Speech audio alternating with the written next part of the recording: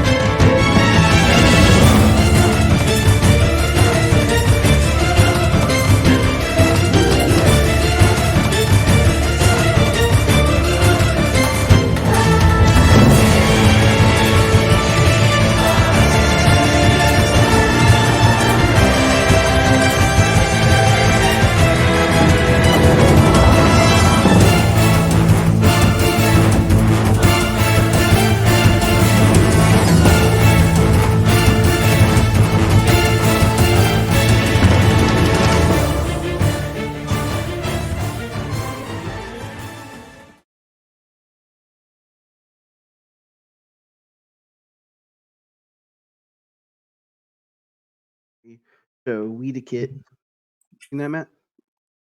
I have not. But we are back.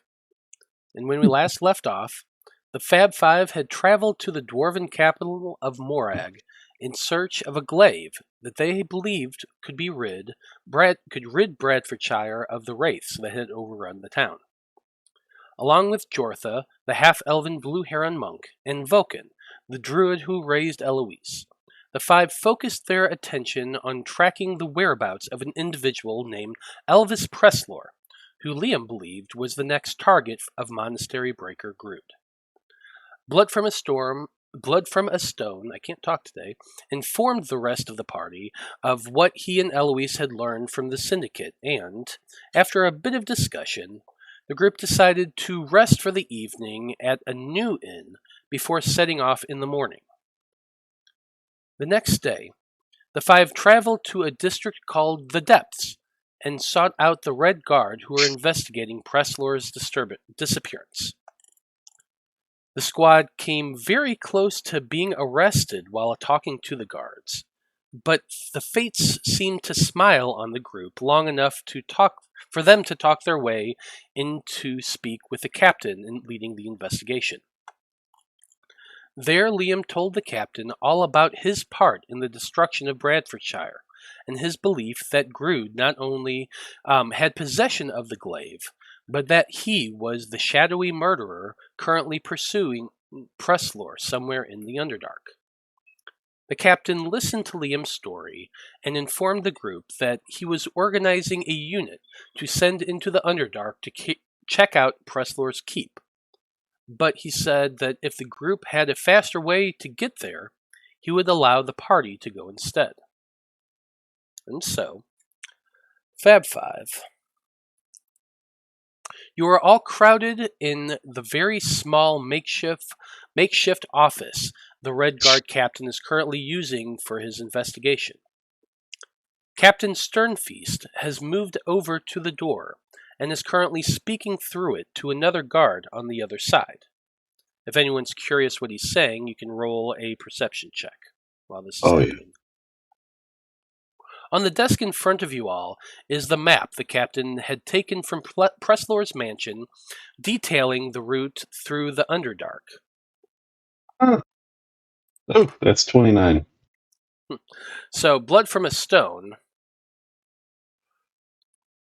You and Liam both can hear the dwarven captain asking for Lieutenant Orda Stoneback, and to have her come so he can send a message. Now, next to the map on the captain's desk, there is a stack of manila folders filled with papers, as well as a logbook and a notepad that he had taken notes on while Liam had been explaining to him what you're all searching for. As you're all waiting, a question comes to each of your minds. And that question is, where does your character feel the most at home? And since Eloise rolled, why don't she go first? Well, not too far away from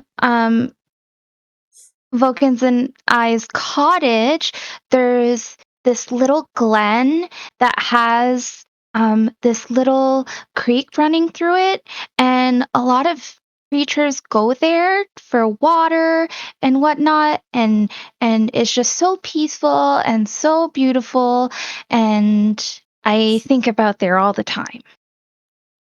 I like it. Sounds like a very beautiful place. Mm-hmm.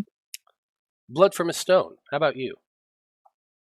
Well, I would normally say it's a small little cot in the back of my master's shop, but that's my actual current home. But right now, the place I guess that would most feel like home is, oddly enough, that fucking dome that the wizard puts up at night. I've got a little too close for comfort with that dome, and I used to sleep just out under the stars, up in a tree. People making me soft. I like it. Apollyon, how about you? Oh, bud, you are already soft. Oh. But the place I feel most at home, it used to be up in the mountains when I was just a little minotaur. But ever since then, there really wasn't any place. I mean, when I was a gladiator, we slept on straw mats and, other dead bodies and shit. And now, I'm off having adventures with my pals. That's where I really feel the most at home. That's right. I can do anything. No. Liam, how about you? Have you ever heard the story of Brer Rabbit? Whatever it is, he had a briar patch. He was the only one that was safe in that briar patch. The woods I grew up in, I feel very similar to that briar patch, and that there's not many that can get through there besides me and a few of my animal friends. Okay. I like it. Sounds interesting. Briar Rabbit, I think that was what it was. Man, I tried to reference that book. It has been a long time. I do remember that. That's way, way from my youth. Okay. Great. Well, anyway, Fab Five, because I don't think Liam, Jeremy's back. Nope. Okay. Just double checking. As he said, he might pop in and out. But anyway. As I said, you are all sitting in the office. The captain currently has his head poking out, and he seems to be, you can make out that he's speaking to another dwarf at this moment, and he's telling whoever it is on the other side to contact the conclave. But what would you like to do? If that's what I hear him saying, I'd like to head out as soon as possible. Are they going to let us head out, though? He gave us a map and a guide. Well, he said he's going to give you a guide, and then he stepped out into the hallway to speak to somebody else. All right, then I will wait for him to find another reason to arrest me. Let's do that. Are Vulcan and Jortha in there with us? They are. Okay. You are all crammed into this little office. It's not a big room, and there's basically a desk taking up maybe a quarter of it, with where the dwarf was standing behind or sitting behind. So all of you are just piled in on the other side of this desk, while the captain, basically like 5-6 feet away from you, has his head half out the door. Well, I mean, the first thing I said when I came in here was that our conclave story was bullshit, so... I don't know, I was honest with him. I don't know why he's calling on me. Freaking send me to the principal's office. I didn't do anything, Matt! Well, you did doom an entire town and hundreds of dead. I called him Matt. That's totally not canon. Get out of here.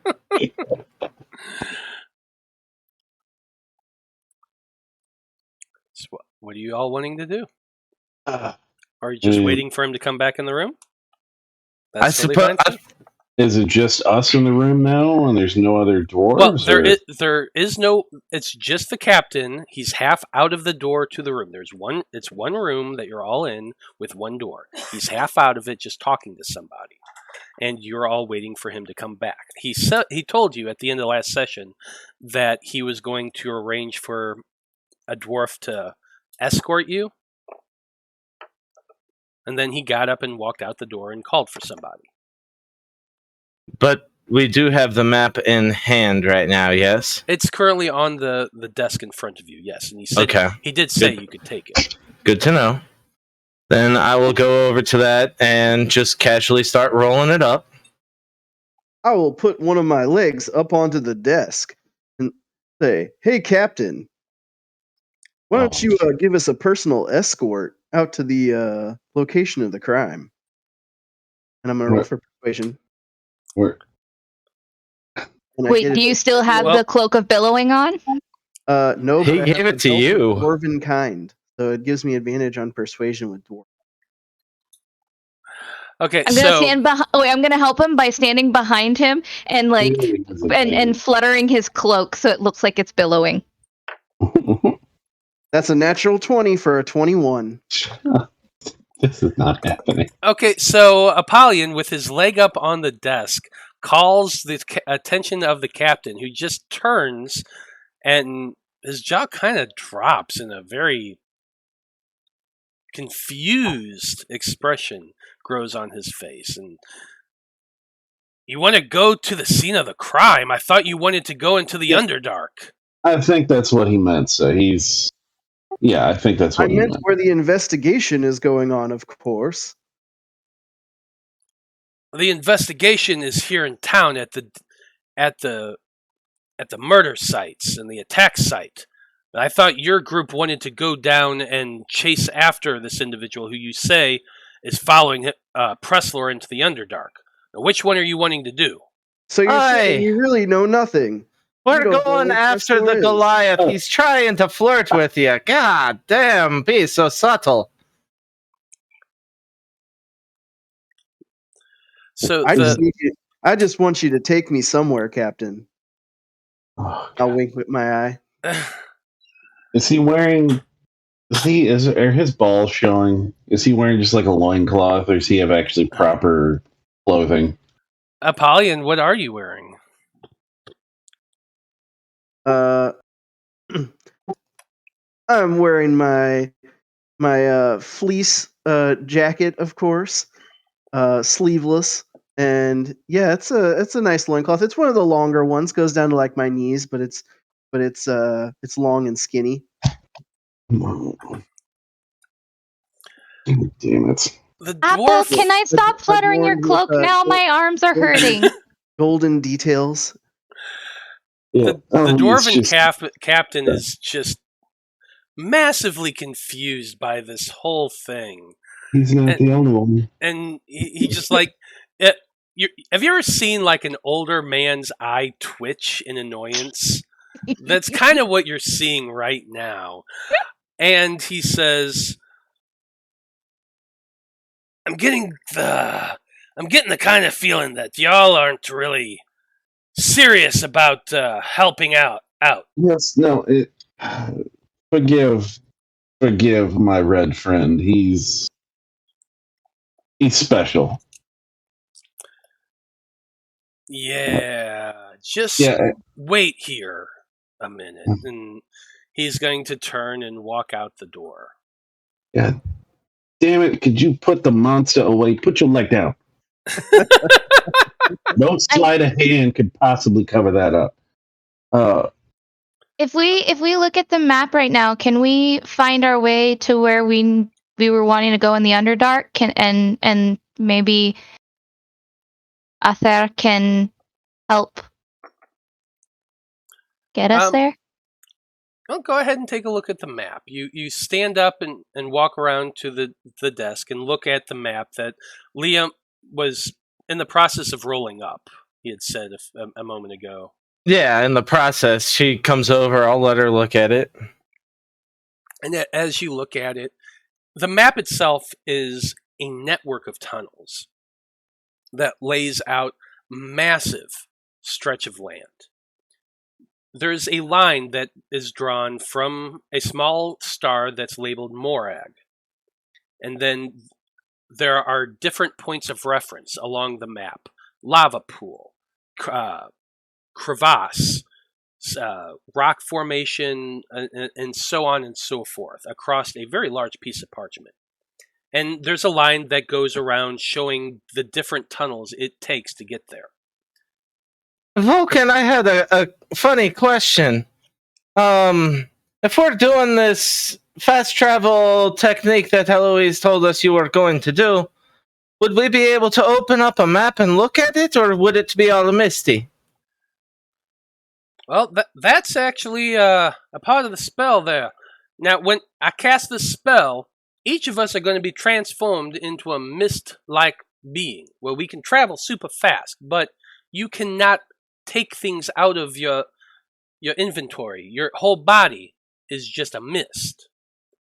Now, you can transform back from the misty form into your natural form, your human form for you.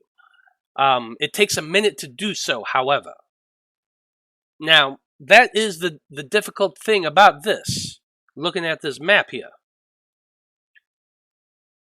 We can't hold it out, obviously, so we can't just follow it. So we're going to have to travel a distance, look for specific landmarks, and stop and go, is what it looks like to me. Or, if all 7 of us could remember in one individual direction, can we communicate in the mist form? You can't. I don't believe so. Hold on, let me think. Because actually, I need to look at the spell. I'm not 100% sure. Well, we will have a guide with us, so maybe they can help dictate where we are going. Why don't you just turn everyone into a mist, put yourselves in a bottle, and I'll just throw you through the Underdark? What if we end up in the lava pit that's right here? Oops. No. But I'm sorry. That might be a little more dangerous. Plus, I don't think we would all fit into a single bottle. And then if it did work, then we'd be all the way down there, and you'd be nowhere near us. Nowhere near the fight. Is that exactly what you're looking for? Oh, shucks. I didn't think about it like that.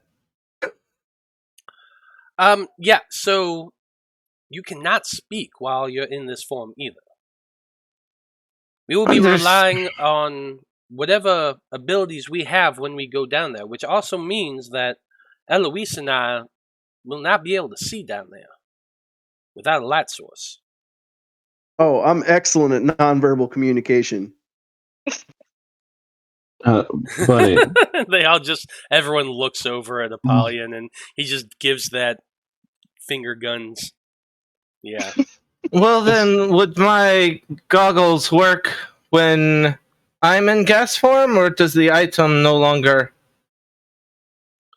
Your item should work, yes. I don't see why not. Veil. He's not here to convince him to give it back. God damn it. He took it at just the wrong time. Yeah, he did, didn't he? Veil's just kind of sitting there obstinately in the corner right now with his arms crossed and kind of scowling.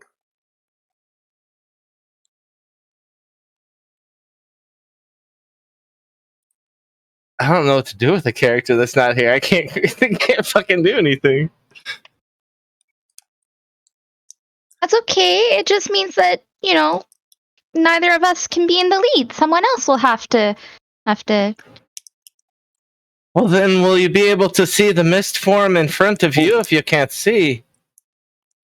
Could you cast? Because you can make yourself be able to see magically, can you not? Or isn't there a spell you can cast that'll let you see in the dark? Yeah, I think Vulcan has that. Well, what, could you think so. cast that and then cast your little misty spell? Would that not work?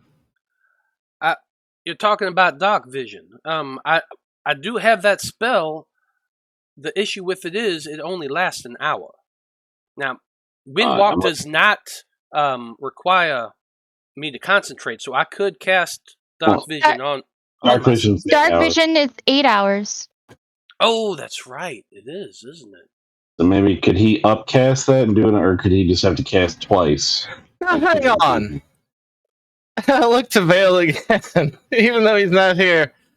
If we were to ask you to cast extra spells, that one little item could do, you'd be pretty pissed at us, wouldn't you? It's not fair to ask someone else to do the same thing.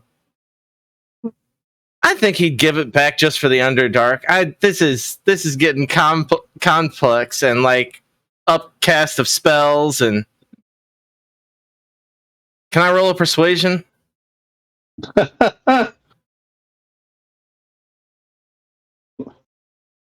Yeah, have fun with that. It's okay. I can just cast dark vision twice on me and then on Ather, and then he can cast the Misty step. It's just great to burn spells when you don't need to. But yeah, if you're gonna cast it anyway, I don't know. Can I nonchalantly just kind of peek out the door and see where the captain went and see if we're all about to get shot? Because Apollion's sitting there pulling a fucking Captain Morgan and trying to get laid. I can't help it. All these little dwarves are so cute.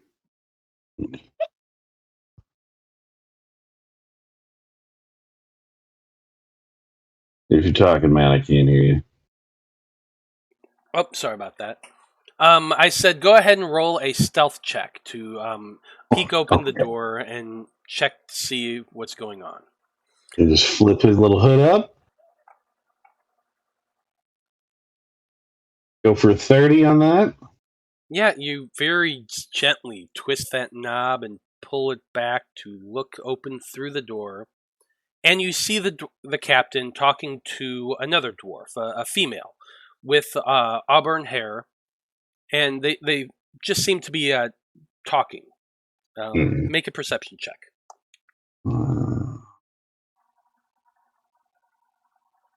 17. The two of the woman says, hold on.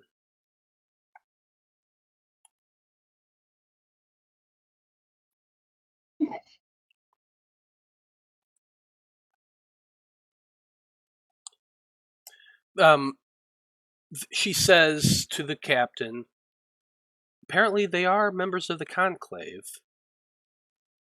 The senior archivist said they're chaotic but effective, whatever that means.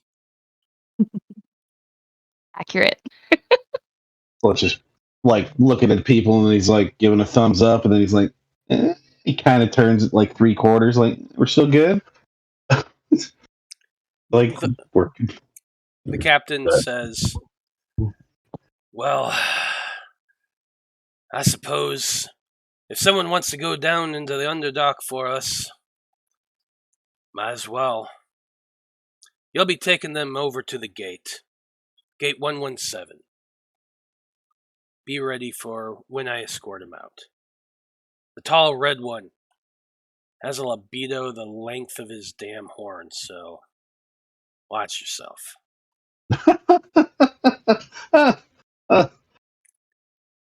Aha. Well, I guess I'll gently shut the door back. Good thing we're not going to be arrested. And apparently, he did get a full view of Apollyon's dick. So, we're gonna be okay. Save the day again. I don't know about that. I think you just confused the fuck out of him. But we're gonna get the Conclave. They backed us up. They confirmed that we work for them. We're chaotic though, but we're effective. A few moments later, the door opens once again, and the captain steps into the room, followed by the same dwarf. This one, now that everyone else can see her, she is younger than the captain. Female, like I said, with bare cheeks, auburn hair tied back in a braided bun, and bright blue eyes.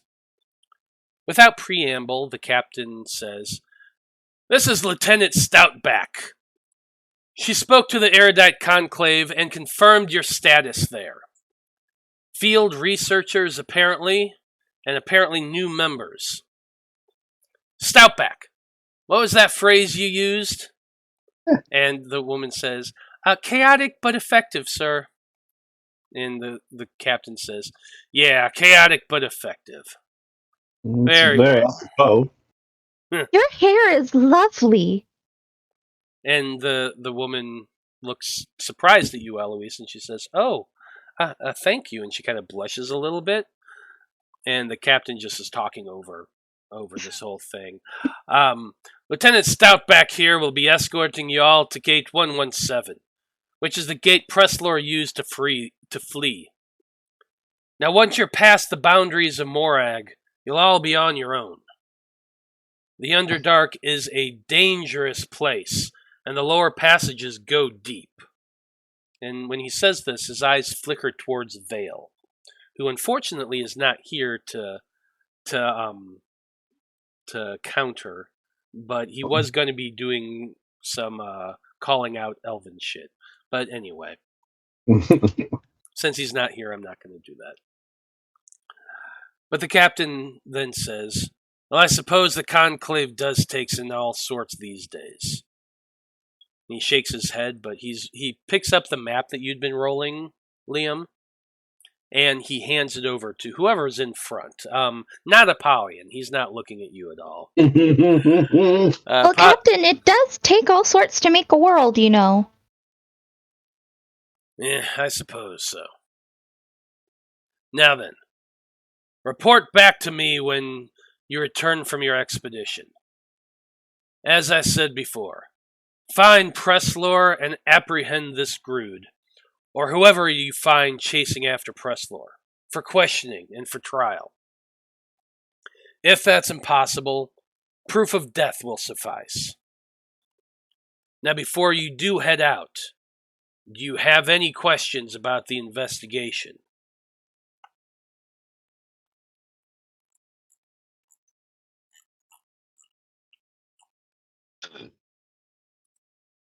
No? No, I guess I think we kind of got the gist of it. Happy hour. You guys are so serious. Now, it was just the one large shadow that people saw, or were there multiple assailants? Well, each murder was committed in the same fashion. Individual in a locked room, but witnesses describe a shadow shape fleeing the scene each time, which is how we connected each of the murders. Well, then maybe he's alone. We thought that this Grood was going to have multiple people with him, but if they only ever saw the one, now maybe that's all they wanted them to see was just the one. But maybe he's alone now. It's something we'll have to deal with when we come to it, but hopefully it's a good observation that he's alone. It'll be much easier to deal with. There's no way of knowing.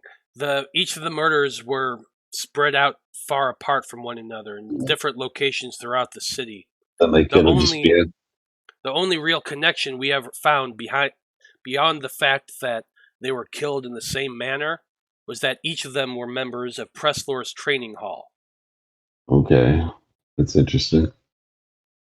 Are there any more members in the city alive? In the city, there were, but most of them have left the city since that point. Did they fled? Did they go through the same gate that Preslore did? No. Some of them did, we believe.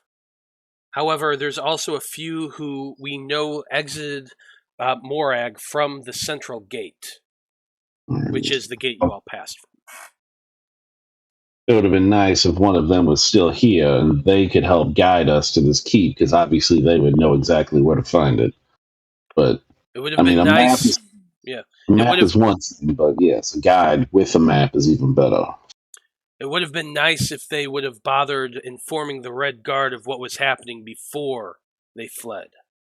If we could have known that they were being targeted, we could have provided them with protection, a place to stay, something. But instead they chose to take it upon themselves to flee.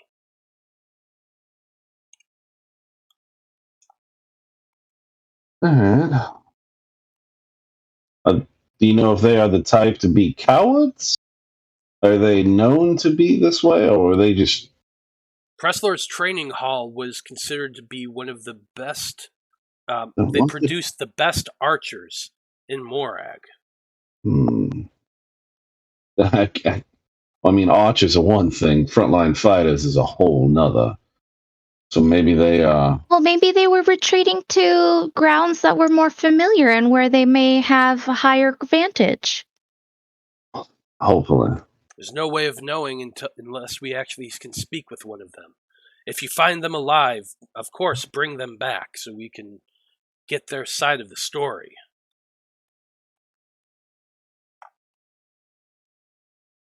Oh, we will do our best.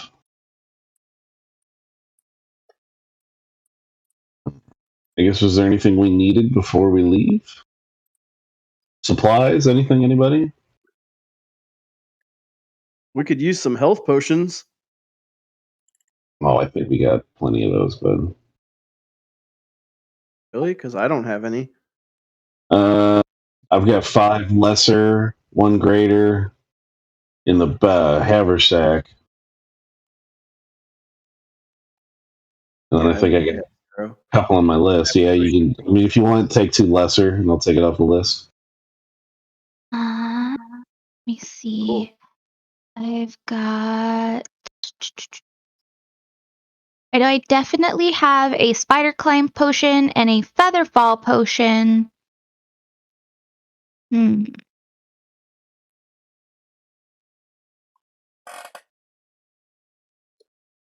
and I've got some potions on me, so on my list. So I think we're good.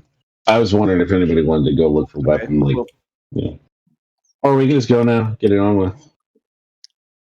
Oh, yeah. Should I keep this octopus tentacle silver key? I don't even know what that's from. What was that? Wasn't that? Didn't you use that in the Dreamer Temple? You put them in the statues to open up the door. Yeah, then they would have probably stayed in the state. I'm guessing. That's what I assumed. I don't know. Anyway. Oh, okay. Then bye bye. I mean, if you took it, you could have taken it. Well, it's souvenir.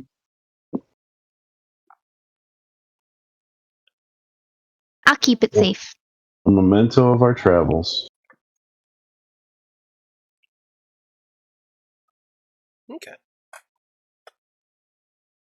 Well, with that, the dwarven captain, he nods to each of you and stern feast says, "Oh, very well." Do you know we might find goggles like my friends have? They help us see in the dark. The dwarf kind of looks at you and takes a look at them. Makes you see in the dark, huh? I don't really need that sort of thing. I'm a dwarf after all. You could always try checking the marketplace. No, that's okay. I'll just do it with magic. The dwarf kind of shrugs a little bit. Well, in that case, Lieutenant, escort them. Best of luck to you all. Report back immediately when you return to Morag. I'll be here carrying out my investigation in this area. All right, see you soon. Toodaloo. Hey, bye. Best of luck. Okay. Oh. Well, you all file out of the room. The lieutenant, Lieutenant Stoutback, holds the door open for each of you, and as you're all kind of filing past, she smiles at you, Eloise, and says, "Oh, so thank you again. I appreciate it." Oh, of course. See, I've woven bats. I mean, obviously I don't have any hair to try weaving my hair in such a fashion. I've only ever done like baskets or decorations.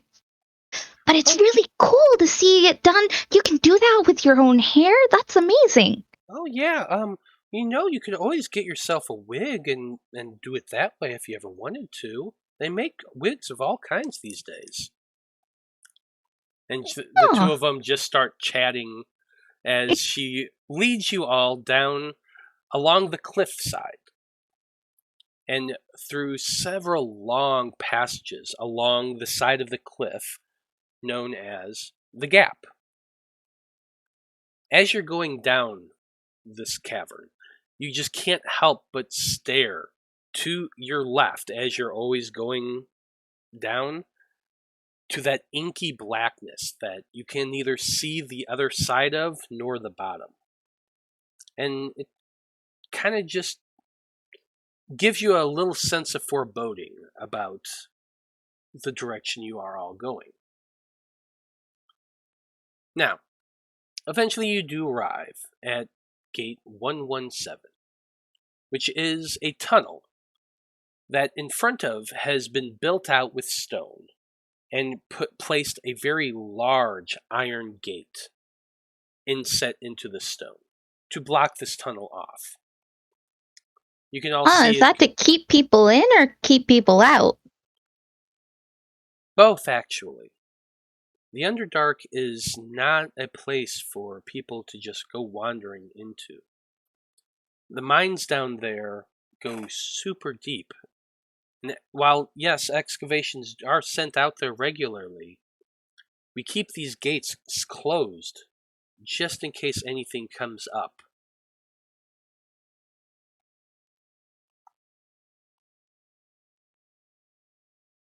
Now, using the Wind Walk spell provided by Vulcan, you can actually travel a very large distance relatively quickly. In this form, the only action one can take is the dash action, so your speed is doubled each round. With the increase in speed of 300 feet, that doubles to 600, of course, and that means that one can travel basically 546 miles in the span of 8 hours. It's a ridiculously fast travel. Now, you do have a map that gives you a general direction of how to go. However, you can't see that when you're in your mist form.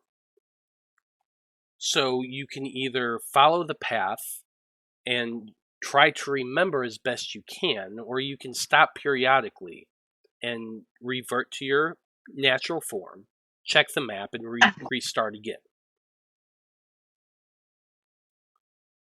Now, this map, it does give you the direction, but the pathway through it is long and treacherous, and there's a lot of stuff down there. Now, but the spell does protect you. So, my first question is, as the dwarf goes and speaks to the rest of the guards who are protecting Gate 117, you're all kind of gathered up in front of it. Who is leading this expedition?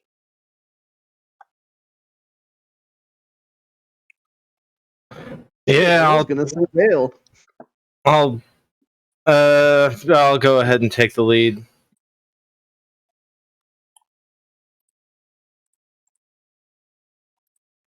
Okay, 1 second. Wait. The Presser's place where we're trying to go is on this map? Yes. Oh, well then why don't I just cast my Guiding Hand? What does Guiding Hand do? Hang on. Let me Is put it. that what we missed? I don't see why not if I cast it first. Would I it don't know how be long it lasts, visible though. in the Hang on. darkness? Hang on. Do. If that works, that'd be pretty sweet. I think it's like it's a magic hand. I have to copy paste it onto my spell sheet because it is not in the compendium because it's UA. Guiding Hand, a tiny incorporeal hand of shimmering light. So we should be able to see it. It's a concentration spell, lasts up to 8 hours, and when the hand appears, you name one major landmark, such as a city, mountain, castle, or battlefield, on the same plane of existence as you. Someone in history must have visited the site and mapped it. If the landmark appears on no map in existence, the spell fails. Otherwise, whenever you move toward the hand, it moves away from you at the same speed you moved, and it moves in the direction of the landmark, always remaining 5 feet away from you. Interesting. I remember we used it to find the Druid Grove. Mm-hmm. Yeah, I remember when we first talked about you using that UA spell. Mm-hmm. So, go ahead and pop it into chat for me one more time, just so. Just a second, I have to create a spell thing for it because I've got to copy paste it because it's not in the compendium. Oh, and you deleted it since the last time you used it? Yep. Gotcha. Because I forgot that I had done this originally. Hang on. Name. Can you also cast Dark Vision? Is that concentration too? It didn't say that I don't think Dark Vision's concentration. It doesn't say so. It's not. Yeah. Is this a this is a ritual? Ha ha ha! I can ritually cast this one. Oh god. Range. Eat. That's not that. And concentration. 8 hours. Okay, there we go. I shorthanded a bunch of stuff. Boo. Done. And now let's pop it into chat. There we go. There we go. Did it show up? Did it work? Did I do it right? You did it Yay! right. Good job. Okay, you create a tiny incorporeal hand that shimmering light, so you would definitely be able to see it. It's a concentration up to 8 hours. You just name what it is that you've seen on a map, and you have the map. Yeah. I don't even have to have seen it on a map. As long as it exists on a map, the spell will work. Interesting. Why did I allow this spell again? Oh, well. Yeah, I'd say that... Pretty cool spell, honestly. Yeah, I'm going to say that yes. Using this spell, it will definitely help guide your path, and you could follow that. If this breaks your game, Matt, though, I can just say that I don't have this spell. No, this is good. I like it. Okay. I don't want to break your game. No, you're not breaking the game at all. Okay. Cool. So then if we're standing outside of the thing, I'm going to take, 10 minutes to ritually cast Guiding Hand, and then I will cast, Dark Vision on me and Voken. So you're going to cast it twice? Yep. Okay. Well, and then with that, Vulcan will say, "Okay, now I can do this for 10 people, so we only got 7, so this is fine." He looks over at the dwarves who have been talking at the gate for a few minutes, and then finally the lieutenant has the door open. She walks back over to your group and she says, "Well, here you are then. Good luck down there." Never had it, never needed it. I don't know, Liam. I think we've been pretty lucky with a lot of stuff. I think we've been lucky because of anesthetic before. Thank you, anesthetic. But, you know. Very true. Oh yeah, very true. Okay. Well, with everyone grouping together, Vulcan casts Windwalk. And so each of you feel this spell sink into you. And then Vulcan says, "Now just concentrate on being a cloud, and that's exactly what you're going to turn into." And you watch it, because it literally takes a minute. So it's a slow shift from his form to translucent and wispy. Float like a butterfly, sting like a bee. I'm probably freaking out like I'm getting dusted in Infinity War. I'm just going to be talking him down. Liam, it's okay. It's just water. She does for a minute. Look, until her voice even hurt. disappears. I'm a cloud. Don't worry, you're not. After a minute, everyone has turned into a mist form. Vulcan starts to solidify once again, and he nods to everyone to do the same. When he's able to speak, he says, "Now this just lasts for 8 hours.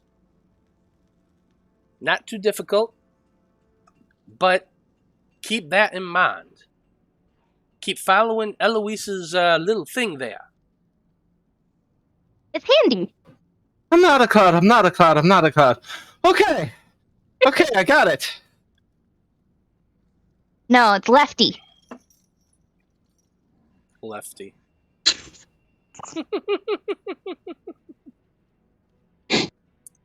Okay, then. So you all step through to the other side of the gate.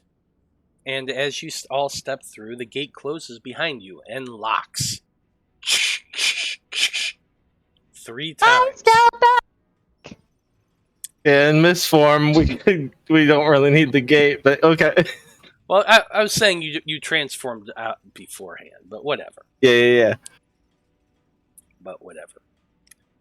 And as you all gaze into the Underdark, seeing for the first time the long, dark tunnel that leads somewhere beyond, we're going to take an early break this evening. That way to set things up for the second half of this session. So, stay tuned, everybody. We will be back in about 10 minutes.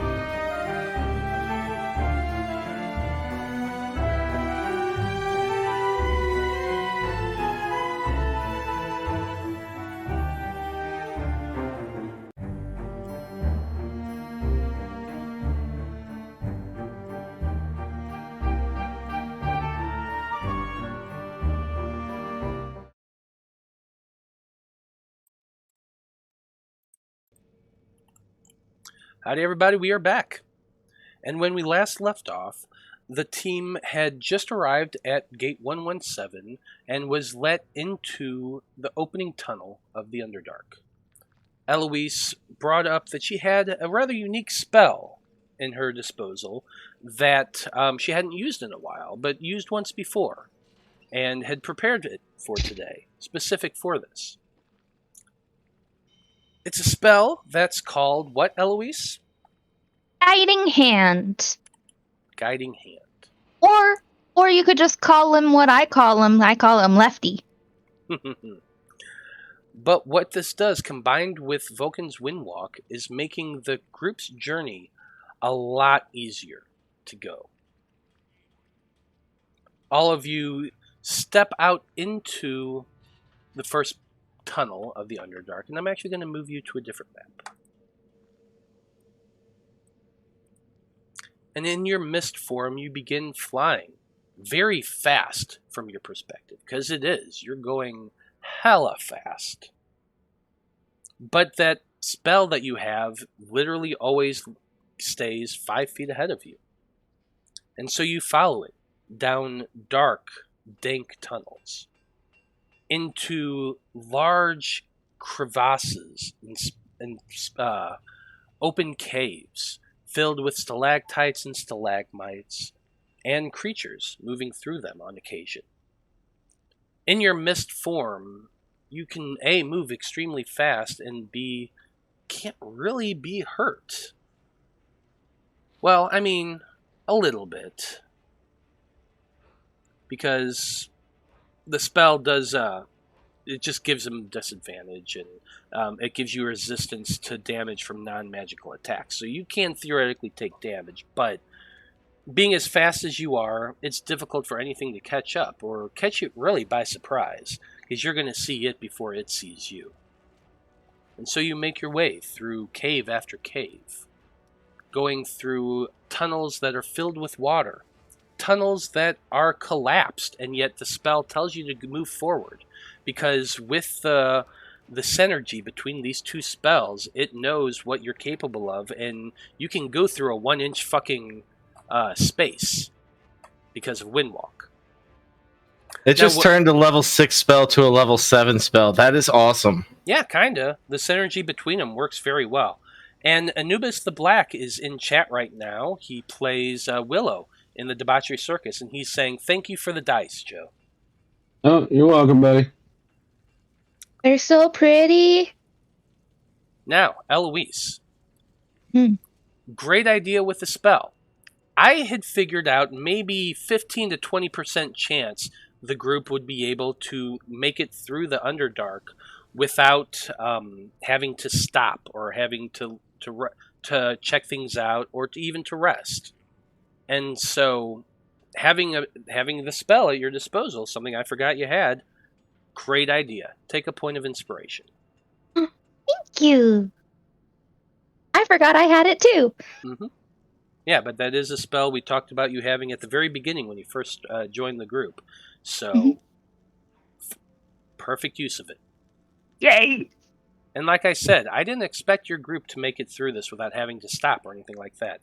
The path that you take in this form, or without the form, if you followed the map and made every roll perfect, you would have made it there in about a week. With the spell, you're able to get through most of these spaces and end up at the end of it within those 8 hours. Your pathway leads you through chambers filled with lava. Chambers where you see signs of spider webs. Chambers empty for the most part, but as you go flying through the air in these mist forms, you do spot creatures on occasion. Gigantic lizards with 6 legs and bright blue scales. You see creatures made of fire. You see creatures that, as you're flying through just a huge void of nothing but darkness, but that little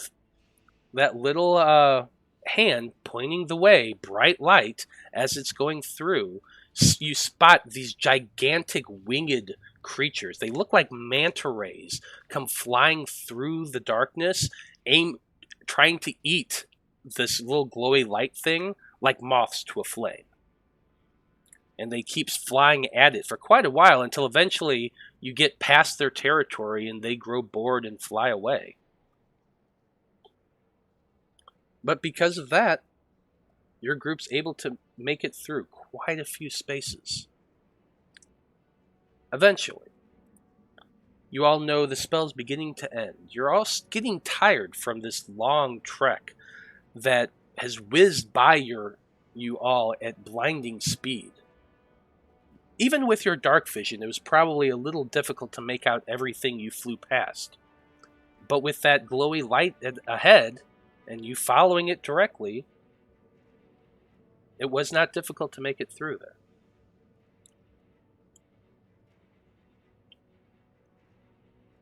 Eventually, your path leads you to a very large, open cavern.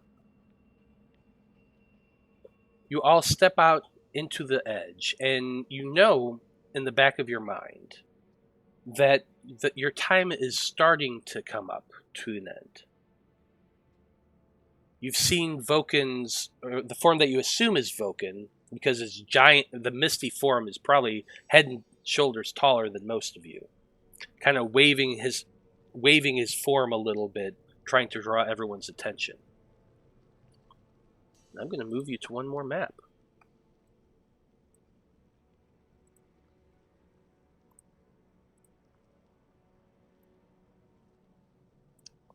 You skipped a whole map? You skipped a whole map. Well Holy. done. You just got a secret flute in Mario, bro. Mm-hmm. Yeah, great synergy of spells. So the path you opens up to you to a very large cavern. You look to your left and your right, and you can barely see anything to either side, except to the west of you, a bright orange glow in the distance, probably a good 50, 60 feet away from you. It's warmer to that side of you as well, faintly, but enough, making you realize it's probably lava. I'd like each of you to make a perception check, because as you all slowly begin to revert to your original form, Oof, there's an 13. echo. 24. 22. I got a 10.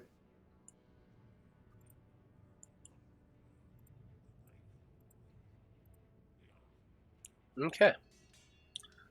Liam and Eloise, in the vast distance ahead of you, echoing in this chamber off the walls, you can hear a slight sound, which you should actually be able to hear yourselves right now, though I'm not sure if it's picking up too well on OBS.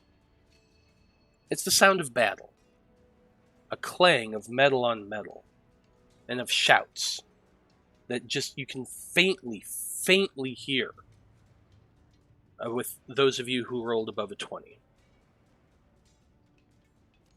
It's somewhere far ahead in the darkness. You can't see the walls, in fact, of this chamber. But It's been 8 hours? It has been 8 hours. Okay, I think I'm going to have to recast Dark Vision. Yeah, probably about that time that you all reform out of the Misty form and the spell is gone, your vision would go dark. Voken will cast it on himself. I was going to say, I only have it one more. I was going to say, you can see the lava glow. You can see the lava glow, so you have some sight, but not a lot. What direction does the sound of the fighting seem to be coming from, or is it just kind of echoing everywhere? It's kind of echoing everywhere. I'm going to say, Liam, with your 24, it sounds that the reverberation makes it difficult because it is echoing. But from near as what you can tell, somewhere to the north of you. Can I make out if it's more like a big battle or a small individual fight? Make an insight check. Okay.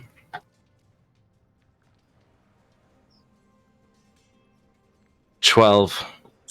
difficult to judge because of all the echoes that are going off in this chamber, you can't tell if it's one clang or hundreds of people all fighting in one massive battle. It's just too far away. They did say there was a lot of fighting in the Underdark still. Oh man, I kind of wish our Underdark specialist was here at the moment. But since he's not, if we look at the map, let's check from our location which direction the keep is supposed to be. I guess it'd be my next move, because we can't get involved in a big battle if it's that, and if it's a small battle, it's where we're going anyway. Wait, how long does Guiding Hand last? It's 8 hours. Yeah. Yeah, so that's gone as well. I can recast it if you want. Save your spells for the moment. Let's just look at the map and see what happens. And looking at the map, you can guess that the keep is on the other. You can actually see the big chasm, or not. What's the word I'm looking for? Crevasse? Just a big Fissure? open cave in the dark in the ground. A big, gigantic open cave. Cavern? Cavern. Sure. Yes, that's the word I'm looking for. A big open cavern. There, you can see stalactites and stalagmites.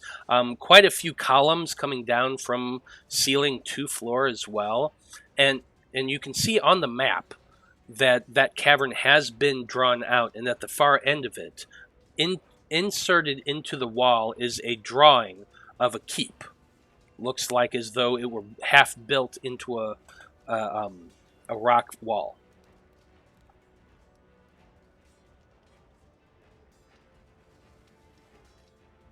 So it's to the Alright, I north. guess we're going this direction.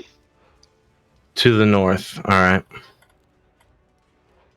Hey, it's up this way.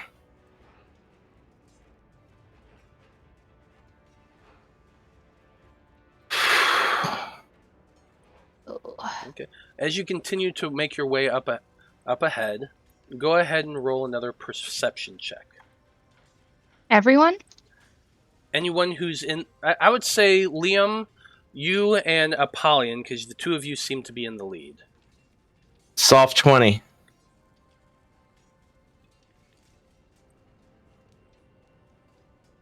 That's a big ol' 8. That's a big ol' 8. Jareth is going to go flying up into the darkness and fly ahead, since Veil's with you all. Liam, with your 20 perception, the sounds of battle are getting closer. It's still echoing quite heavily in the chamber, but you are starting to make distinct sounds. There's definitely fighting going on, and it does sound like more than one individual. Man, I wish I still had Pass Without a Trace ability. Well, I should hope it's more than one individual, otherwise it's some guy kicking his own ass.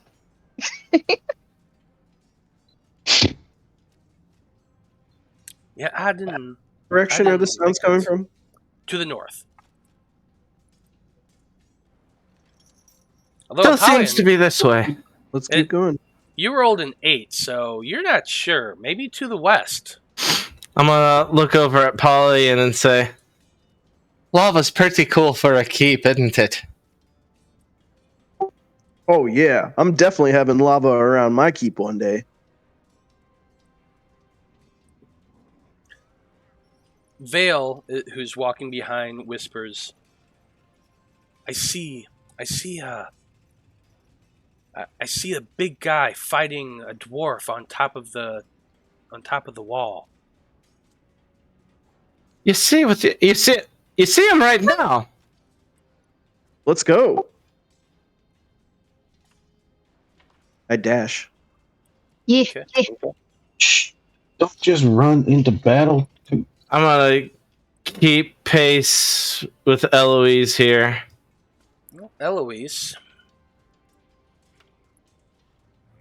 as you run up ahead with everyone behind you, well, hold on a second, y'all. The first thing you see is massive, tall stone wall built up in the center of this chamber. The wall itself is at least 50 feet high, lined with the what are they called? The buttresses, every so many feet. On top of it, you can just be able to make out this massive form, tall like Grood, but double his size, just leering down over a dwarf who seems to be leaning back against the wall of the keep. His back against the buttress itself, seems to be panting and in pain. And I need everybody to roll for initiative. Like your character. Favorite words.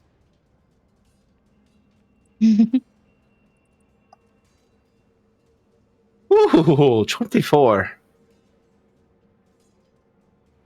Big ol' 11 for me.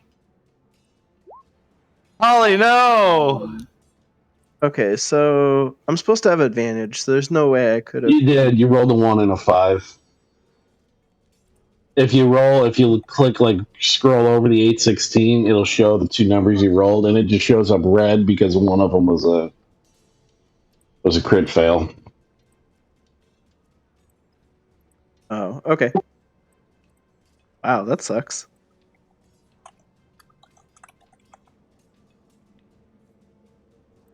Hoping to get a surprise round on this, but Yeah, so when I calculated when you guys would find him, you had literally one chance to find these guys when they're in the middle of something. Wow. I was really... I knew they were 3 weeks ahead. I knew this was a definite possibility. Don't Damn. forget to roll for Jortha and Vulcan. Yep, I'm in the middle of it. Blood, do you have control of Veil? I don't. I mean, I can give it to somebody who wants it. I can do it. Okay, give me a second and I'll set that up. I know he has one shield in his ring of spell story, and I forget what the other one is. I don't know. He's been dumping a lot of spells into that ring. Yeah, No, it was a level 4 spell. I remember that. I think it might have been Sickening Radiance. yes, it was. Yeah, because I remember him doing it. I was like, oh, I see what he's planning.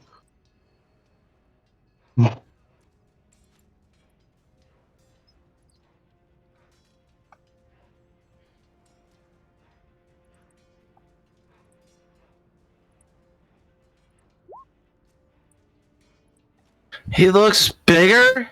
Did he eat his other followers? Let me get. Oh, I don't have control of his token yet, but.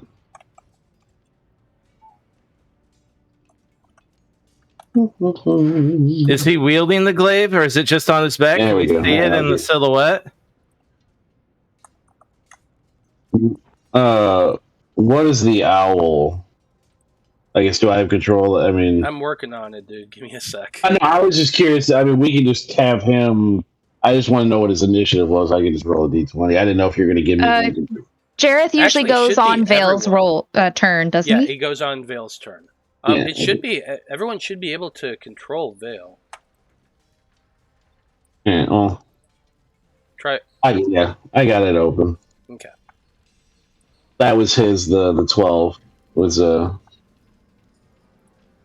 his. He should be. Yep, he's down the bottom. Damn, if my insight was a little bit better, I would have known this was them.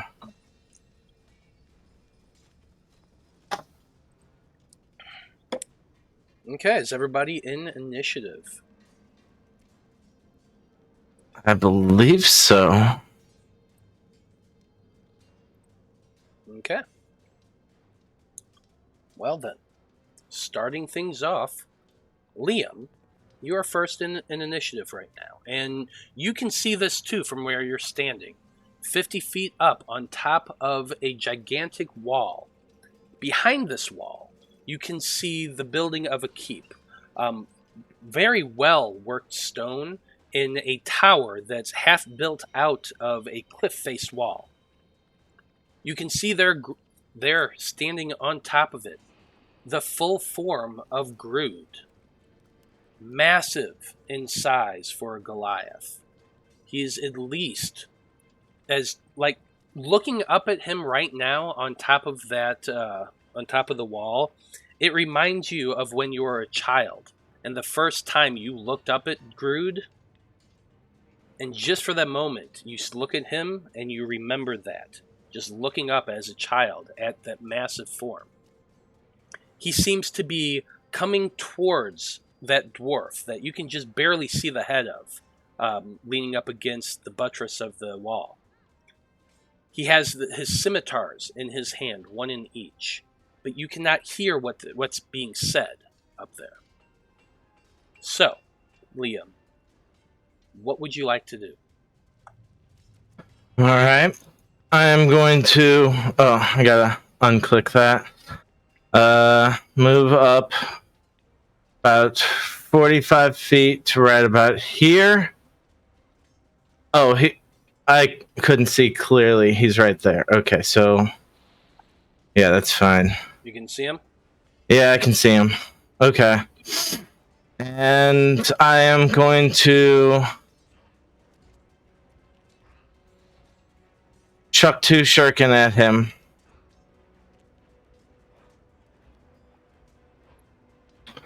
A 21 and a 20. They both hit. All right.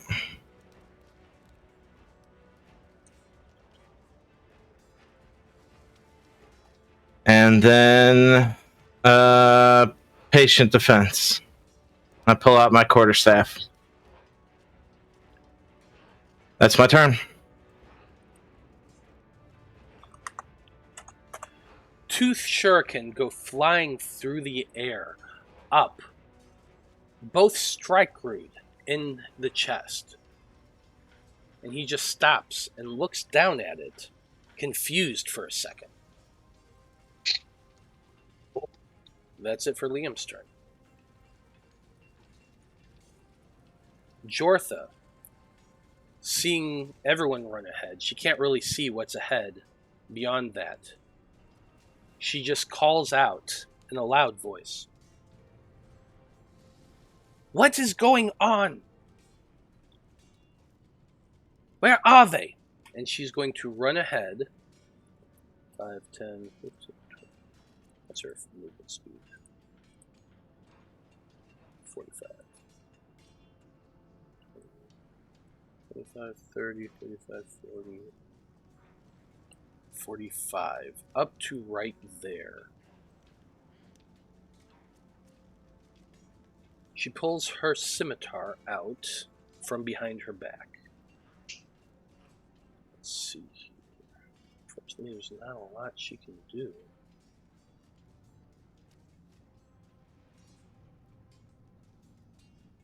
Yeah, she's going to do the same thing as Liam right now. She's going to take patient defense.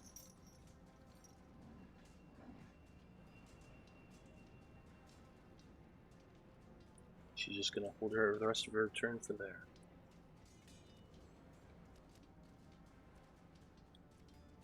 Next up, we come to Grood.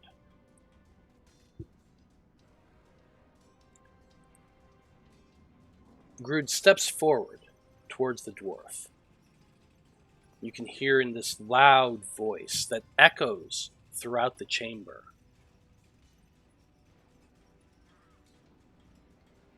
This is for all of Grey Death. And he stabs his scimitar into Preslore.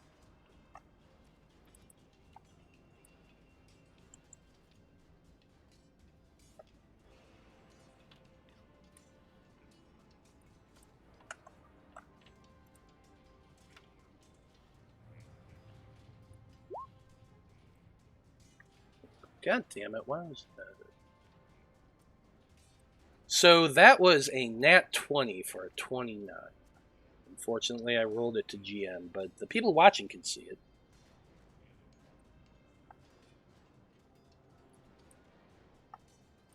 Oops, I forgot to put those on.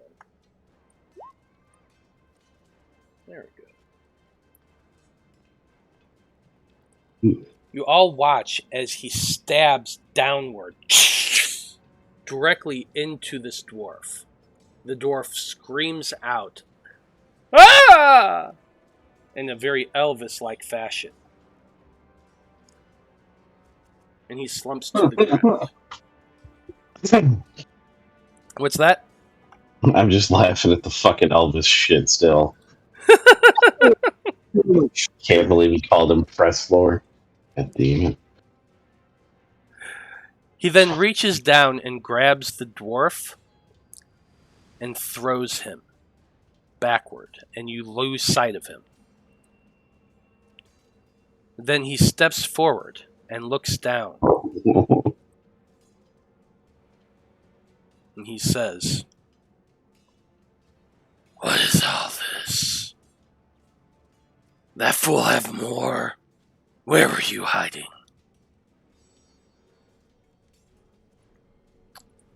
Oh. And then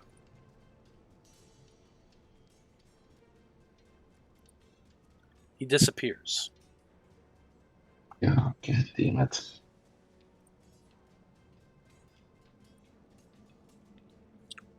And that's it for his turn.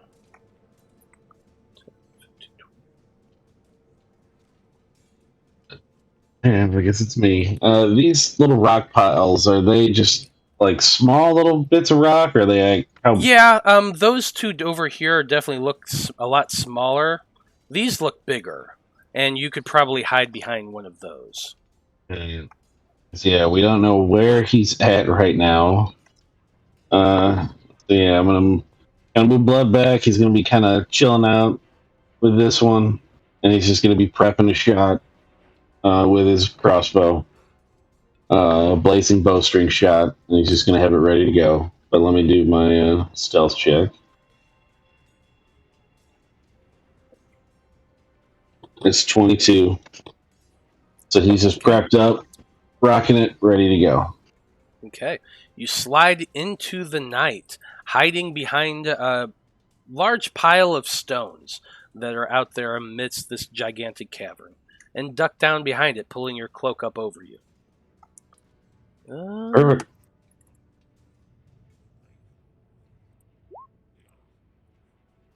Wow. Well, he just rolled a nat 20 on perception. So, yeah. Okay. Okay. That's it for Blood's turn. Vulcan. Vulcan is going to run up ahead. 5, 10, 15, 20, 25, 30 to right there. Okay. You all hear him yell out, "Grood! Grood Gray, is that you?" "It's me, Vulcan." "Grood, stop this nonsense. Come talk to me right now, boy." Calls him boy, even though Grood is older than him. That's right. He's been a dad too long. Yeah, he really has. He did see Grood in that massive form. So,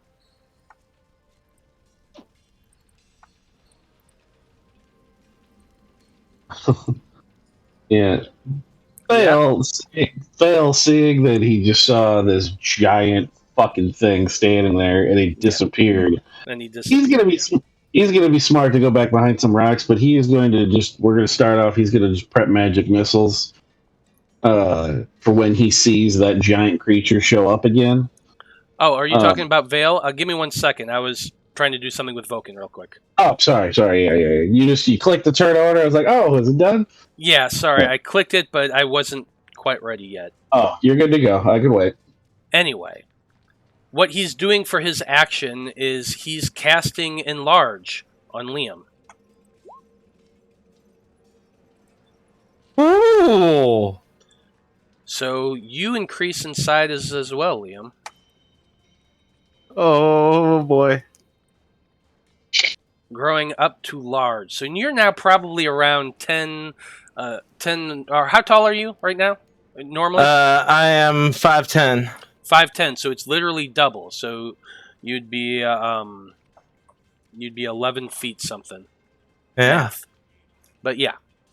So you increase in size as well, and 11'8". And then Vulcan. That's it for Vulcan's turn. So, go ahead, Vale. What were you going to do? He's going to be prepping magic missile for now until he can. As soon as he sees that guy show up again, he's going to let it go. And then I guess he would have. I guess I can't find like a sheet for Jareth. Do we know what his modifier is for a perception check? Oh yeah. Hold on a second. I was just going to have him circle the base, looking for other enemies or other people fighting, and see if he could see the big creature. Okay, you should be able to see him now. There he is. Okay. All right. Advantage, and then it's a perception check for that, correct? Yeah, perception check. And that's just he's going around the base in a big circle, trying to see what he can see. Okay. So, with your 16 perception, what Jareth can see quite clearly is there are quite a few dead bodies all about the keep. You should be able to see them on their map. There is one right here in front of Jordan. Yeah, I can see kind of up here. So the ones that you can see with Jareth, now that you can control him, those are the ones that you can see. And each of them are dead, lying down on the ground, most of which, it kind of looks like they've been stabbed. Ugh. I mean, shit. I mean, yeah, I guess he might kind of quietly call out. He goes, yeah, this guy's been busy. There's a lot of dead bodies. And like I said, he's just holding magic missiles and Grood appears. What's that? I said, don't you mean a lot of new friends for Vale? Well, I mean, that's neither here nor there. But what you were holding a magic missile for? He's holding magic missiles for when he sees Grood again. Got it. Okay.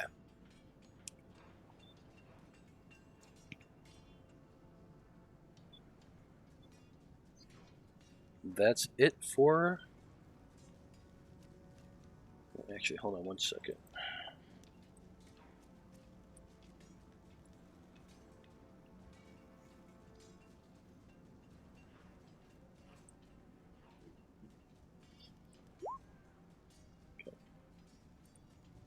Okay. So that's it for Vale's turn. Eloise, you're up next. Yep. And I'm gonna run over here 10, 20, 30 feet. And I'm gonna go ahead and cast. And let's give it...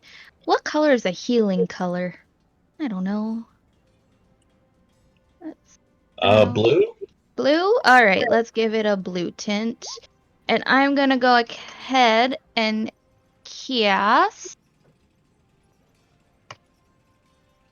Oh gosh, what is it called? Aura of Vitality.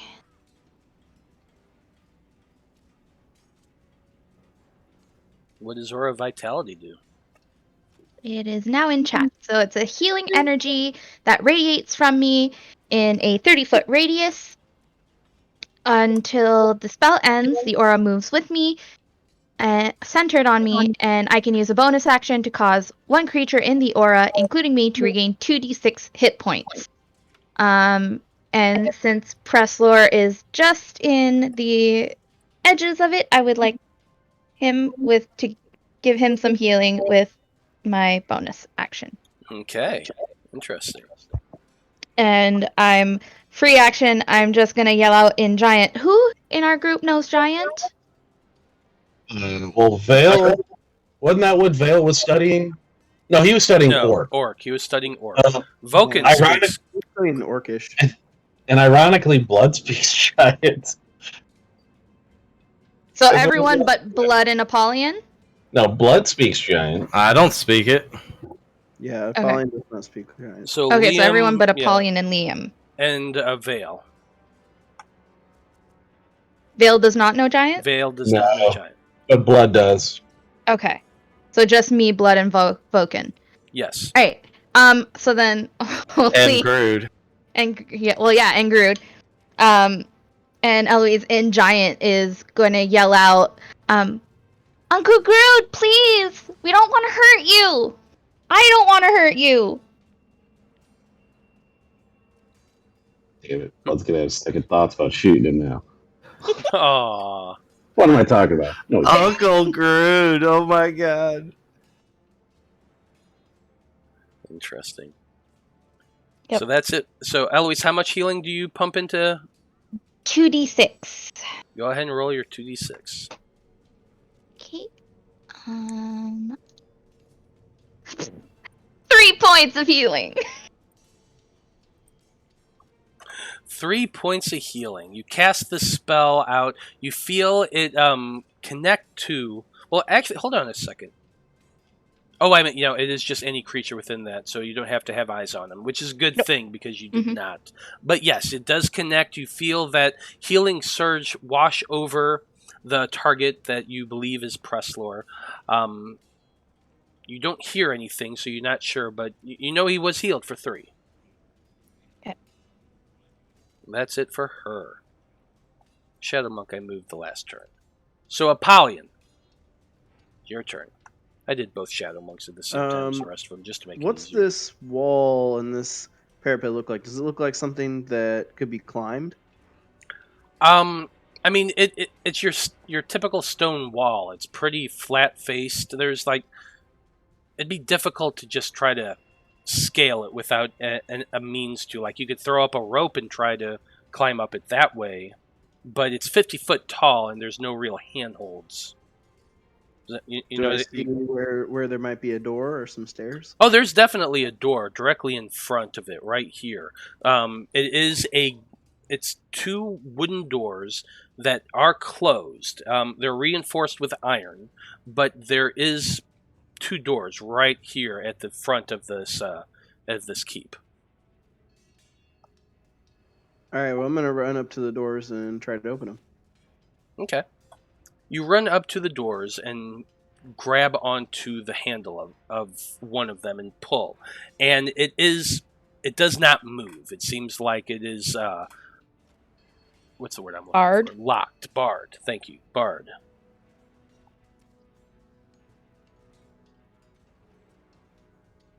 All right. You can try to open them. It's just you'd be using your action to do so. I'm gonna yell over to Liam. Door's locked. What's the plan? Fight out here? Where's our enemy? On the way. All right, I'm just gonna keep my back to the door and draw my weapon and ready in an attack if anything comes within my range. We don't have to be enemies. Then why did he enlarge me already? Well, because he saw the big guy and he saw you throw stuff at him and hurt him, but he's being using precaution. I have a question. If I ready an attack, do I get to attack twice? Yeah, you're readying your attack action, so your attack action is to swing twice. Okay, cool. You would not be able to use a bonus action, but yeah, that's fine. All right, so yeah, I put my back to the door and just getting ready. okay. That's it for Apollyon's turn.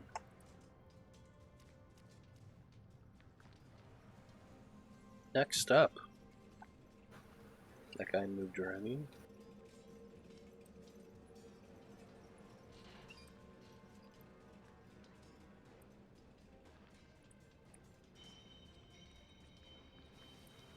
Give me 1 second here.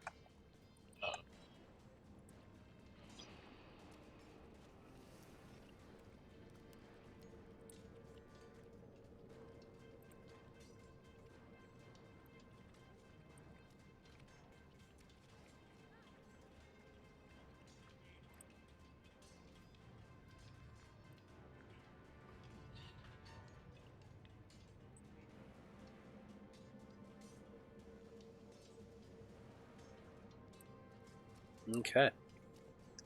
So, all of you are looking around, trying to find some sign of this enemy, Grood, as he moves about.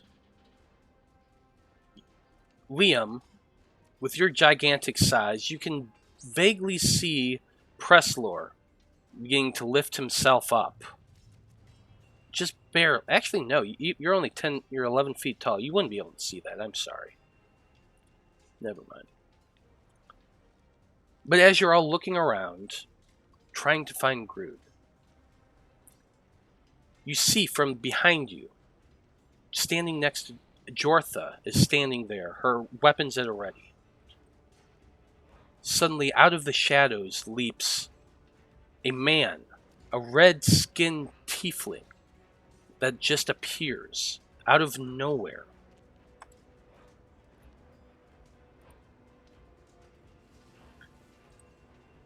In his hands, you see a long weapon, spear-like, that this man slashes at Jortha with.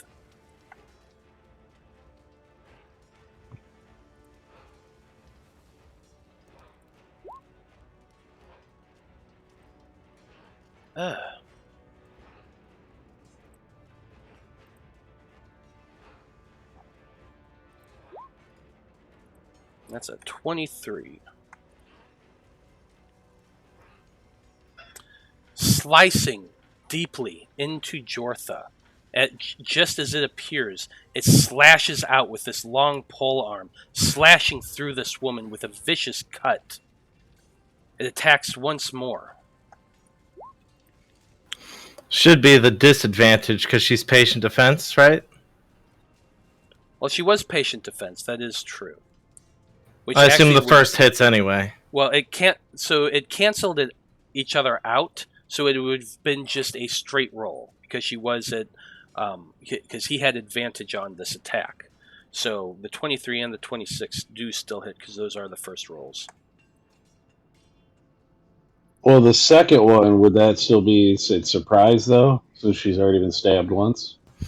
Or would that go into... Either way, it'd be the 23 and the 26, or the 23 and the 21. Matt rolled high. Well, no, what I was saying is the 26, would that not be the 11 since he is no longer hidden? Well, he's no hold longer on a second. hidden. Let me look on that one. And her patient defense would kick back in. Actually, yeah. It's just the first one, so it would kick back in on the second one. Because the patient defense just lasts until her next round. So it would just be the first attack that hit. So 13 points of damage. Somebody remind Jortha, I can't say I never did nothing for her.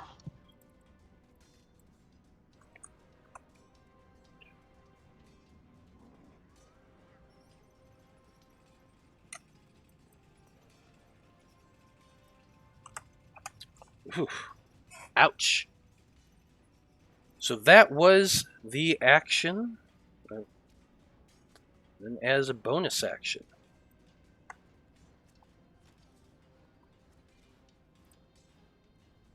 Ugh. Got so many things open up at once.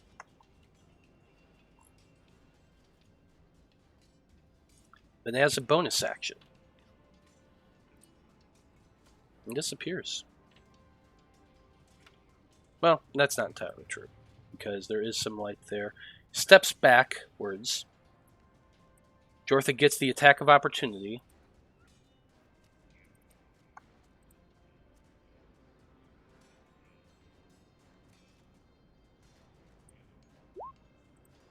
which is an 11, which does miss.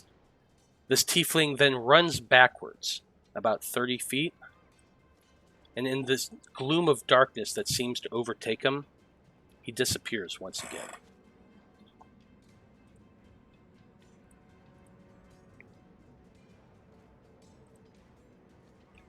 Preslore is lying there on the ground. You guys can't see him, but you know, Eloise at least knows, he has been healed a little bit. Liam, it's your turn.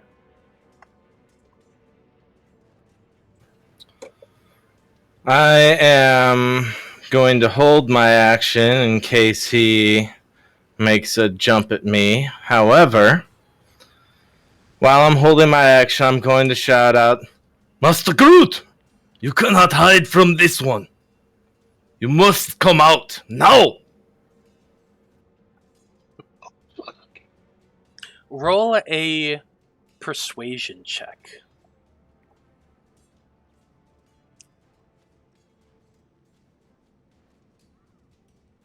$16. Okay. You called this out into the darkness, and it seems for a moment, at least, there is no response. But it's also not his turn. Alright, well, my patient defense is over now. Okay. I'm not going to do it again, just no bonus action this time, but I'm still holding my action in case he comes out. Okay. Jortha's turn, who took a pretty decent slice from that polearm. She cries, she looks back at all of you, and she, holding her side, she yells out, "That was the glaive! Whoever hit me, they have the glaive, there's more than one of them!" She does not have a whole lot she can do because she can't see anybody right now.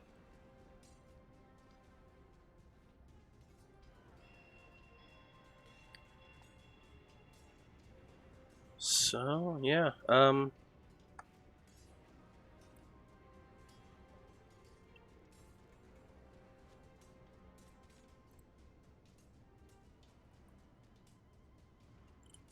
she's just for now going to take the dodge action. That way she's not wasting up all of her key points. She'll move back towards the center, towards Eloise, and is holding a defensive stance, and she's just going to be taking the dodge action for now. So that's it for her turn. Oh, shit. Apherd is just going to be Can't fucking moving say anything either. over here. Damn it. It's not your turn yet. Oh, shit. We got even more surprises. It's Grood's turn. Okay. Yeah, you disappeared him from the turn order, sorry. So Yeah, it's just- they're it's not disappeared from correct, you guys. He's not disappeared from me. It's Okay. just the way it works. You guys, I wouldn't even look at the turn order. Let me tell you whose turn it is. That'll just make it a little bit easier. Because every time they disappear, they go off your turn order, but they stay on mine.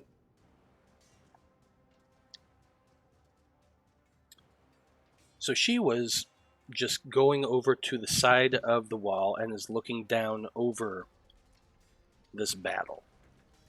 Going to take a defensive action right there, I think, keeping an eye on this entire group.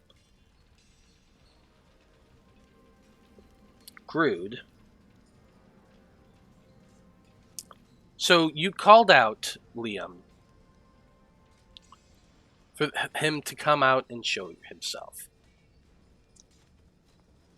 And from behind you, he used his bonus action to teleport. He steps out and stands in front of you, about 10 feet away. And he looks down at you.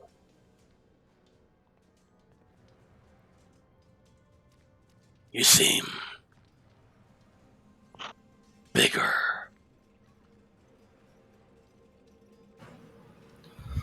I gained new friends. gesture over towards the other Goliath with the head tattoos like his. Grood looks over to where you're pointing and sees Vulcan. Vulcan kind of perks up a little bit and is holding himself up. But it's not his turn, so he can't really say anything. Grood, looking at him, looks back at you and says, "What are you doing here?" Do I really have time to respond, or is he just talking? Yeah, let role play a little bit, because why not? I need the glaive back. He kind of smiles at you. I seem to remember giving you different orders. The town is already destroyed.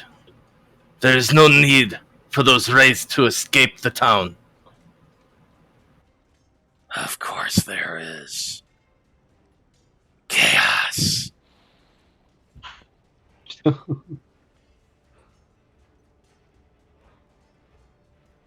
He just smiles at you. So is that it then, boy? Think you're gonna stand up to me here?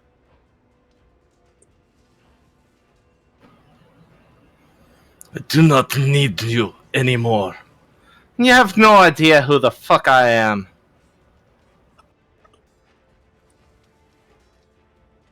He just kind of smiles low.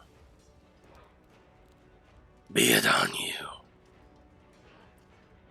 And you just see this darkness fill his eyes. And he just roars this dark, primal, rage-filled roar. He almost seems to grow a little bit bigger. Probably not, but it almost seems that way as this rage fills him. We're fighting fucking Bane here, dude. That's what I was picturing Bane, but with Batman's voice. You do not know the darkness. I was molded by it, guided by it. I was you better born go into the with fucking darkness. Batman's voice. But, I'm not wearing hockey pads. yeah, I'm not wearing hockey pads. I love that line. So, what he's doing is very angrily, almost recklessly, he steps forward towards you, Liam.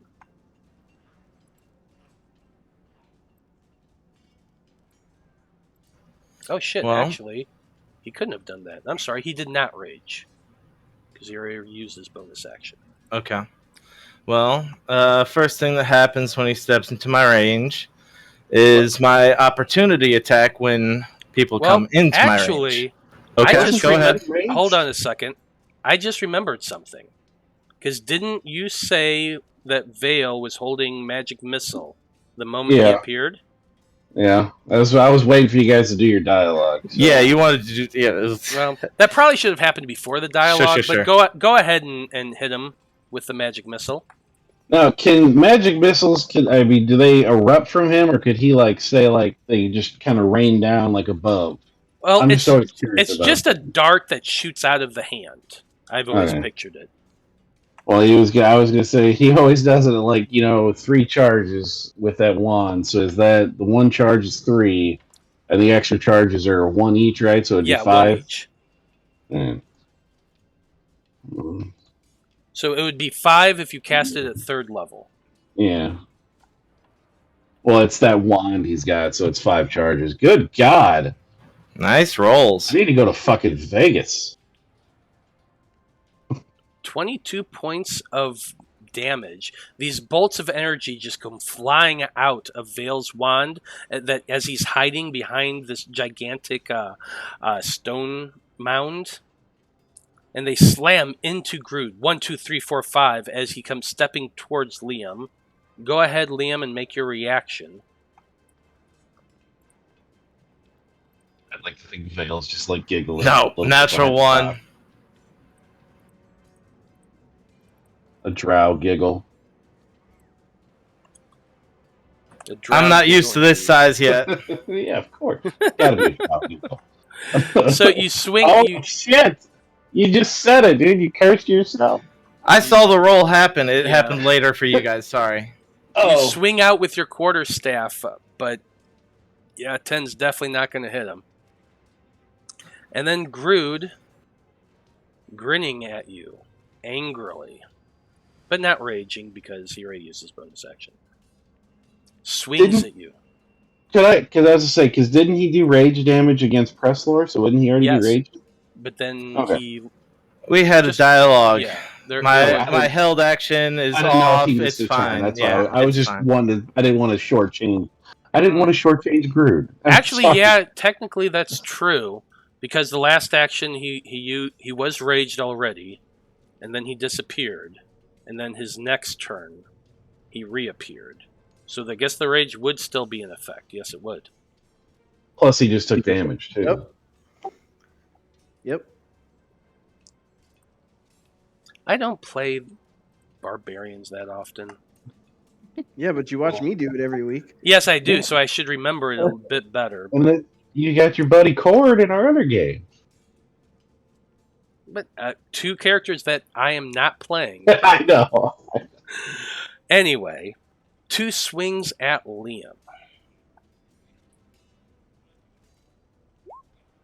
God fucking damn it. None of that was right, so... How'd you do, SMGM? I did, but the entire roll was wrong, so I'm just not going to count it.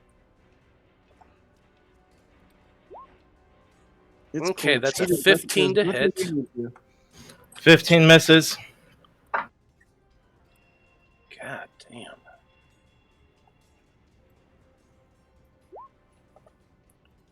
Why is it still fucking doing that? Okay, and 11 I assume misses. It does, yes. Damn, he's rolling terribly.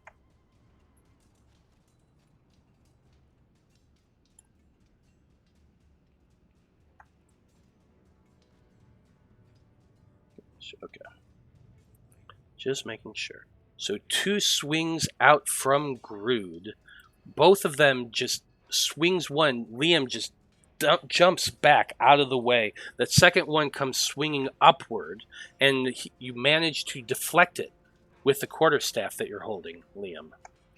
Mega quarterstaff. God, neither one hit. That's upsetting.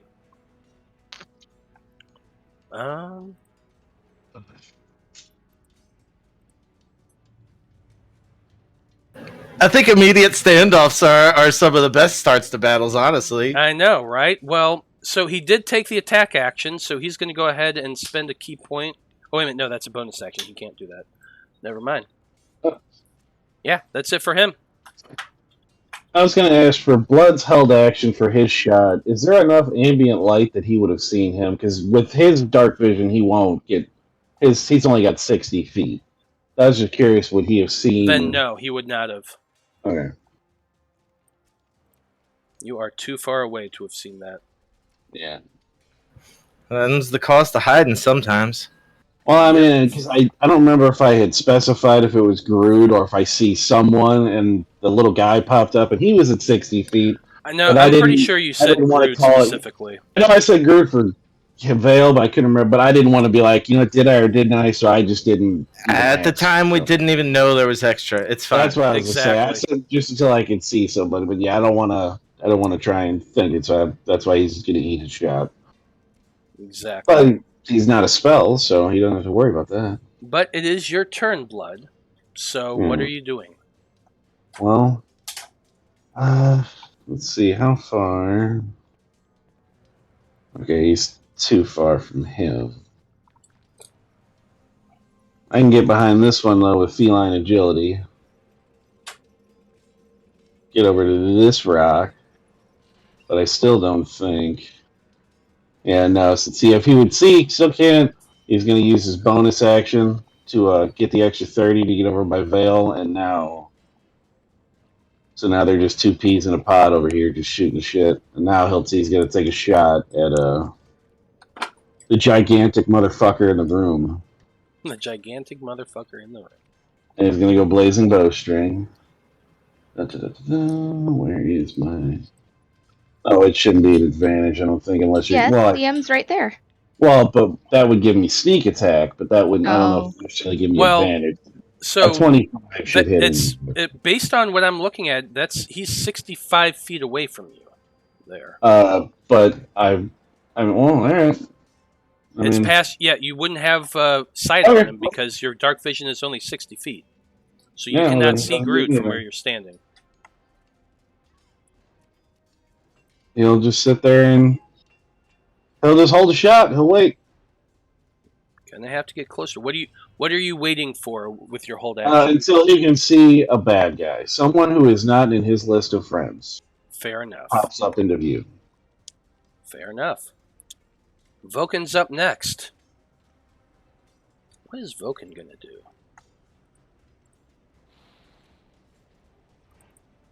That's a very good question.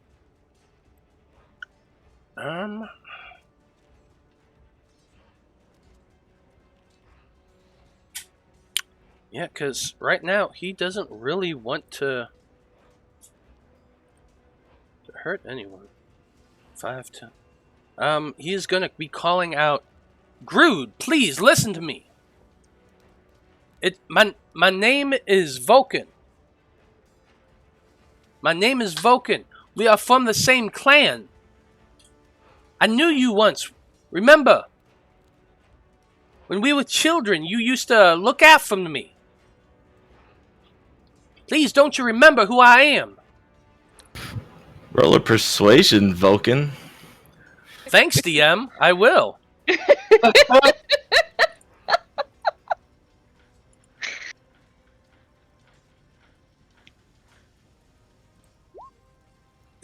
Oh, snap! Hell yeah. Thank you for not using that on an attack against me, bro. Wow. A nat 20 for a 20. It's still a 20, and this is a difficult one. And Vulcan's pleading his case. And I'm going to say in that moment, because of the nat 20 and just because I say so, Liam, you see the rage leave Grood's eyes. And for just this one moment, until his next turn, he does not have his rage. That's it for his turn.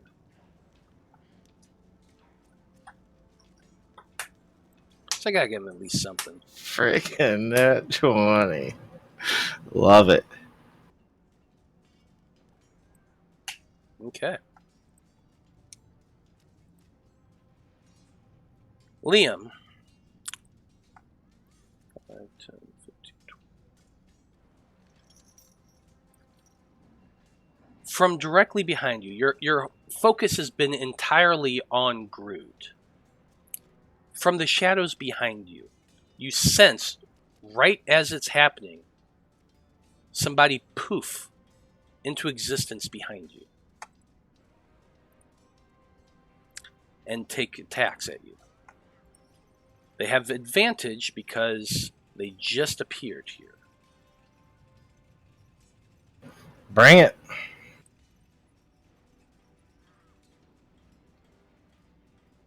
Being enlarged change your AC? No, I read it specifically. It's That's D4 to his attacks. advantage on strength checks and stuff, but other than that, it's just a D4 on. Yeah, that's going to hit. 22 does hit. So that's 11 points of damage for this first attack. Second attack. 16. I am going to use my reaction and a key point to redirect attack, so please do damage to that onto Grood. Didn't you use your reaction when Grood No, came that is my opportunity attack as a polearm master. Matt and I had a discussion in which we defined those two things as two very different things. I have a reaction and I have an opportunity attack. I'm unique in that I can do it when people enter my area as opposed to just leaving my area. That's the difference here. Yeah, that's a cool little trick for a feat. So, remind me how the redirect works. Here, let me pop it up in chat here. This is a cool one. I haven't gotten to do it in a while. Let's see. Game power size. Invasion, stillness of mind. God, so many things. There it is. Alright, so read a direct attack. When a creature misses you with a melee attack roll, you can spend 1 key point as a reaction to cause that attack to hit one creature of your choice other than the attacker that you can see within 5 feet of you. Yep. So with that second swing, Liam just hits the edge of it with his quarterstaff, guiding it past him towards Grood, and Grood being massive in size, he's right there. The short sword goes slicing into his thigh, doing 6 points of damage.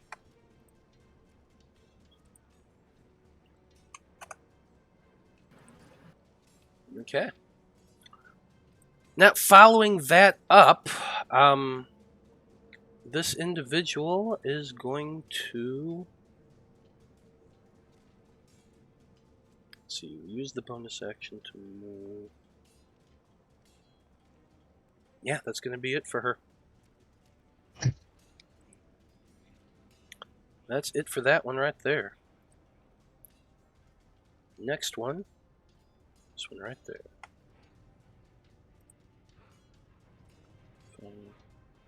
Leaps down there. Does it have slow movement? It does not, so it is going to have to use its teleportability as well. 5, 10, 15, 20, 25, 30. Apollyon. As you've been standing there guarding that gate with your weapon out, an individual appears directly next to you. A monk, a humanoid, dressed in very simple robes. And she attacks you. Or he attacks you. Well, then I do my held action. Yes, you do. Go ahead.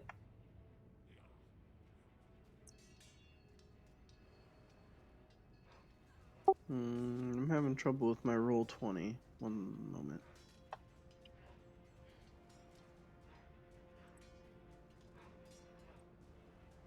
And mine's been dropping in and out here. Yeah, I had to reload mine too. So have I, at least twice today. Yay, roll 20!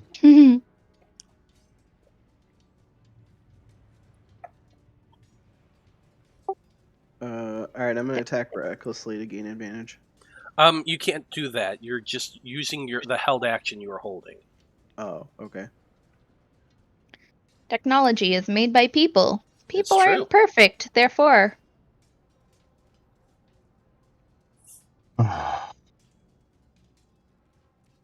It's that logic why the machines rise up and kill us all, so stop saying it. 18 to hit. 18 just hits. Alright, 12 points of slashing damage.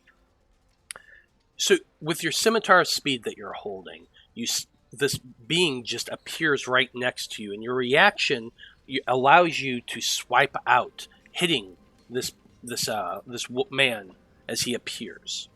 And as you feel the scimitar cutting deeply into you, I have a question for you. Where do you keep your trident, the trident of fish command that you had? Do I still have it now? I just took off the crown, right? Yeah, so Yeah. It's on my back, I guess. It's on your back? Okay. Yeah, I probably have like a sling around me that can, wedge my weapons in between the material and my skin, I guess. Sure, I gotcha. So as you slice into this individual with the scimitar speed, you get this odd sort of sensation. It's almost as if the weapon that's strapped to your back is a little bit resentful. The moment passes in a brief flash, but for a second, you could have almost like, what? That was weird. All right. Veil. Oh, I'm sorry. It's still the monk's turn. Sorry. Yeah, it didn't do it. I hit him twice, though, right? No, it's... Well, you're holding your attack action, so yeah, you can swing twice. All right, I got the same roll both times, so I assume that hits. Yep, definitely hits. 24 points of damage to that guy.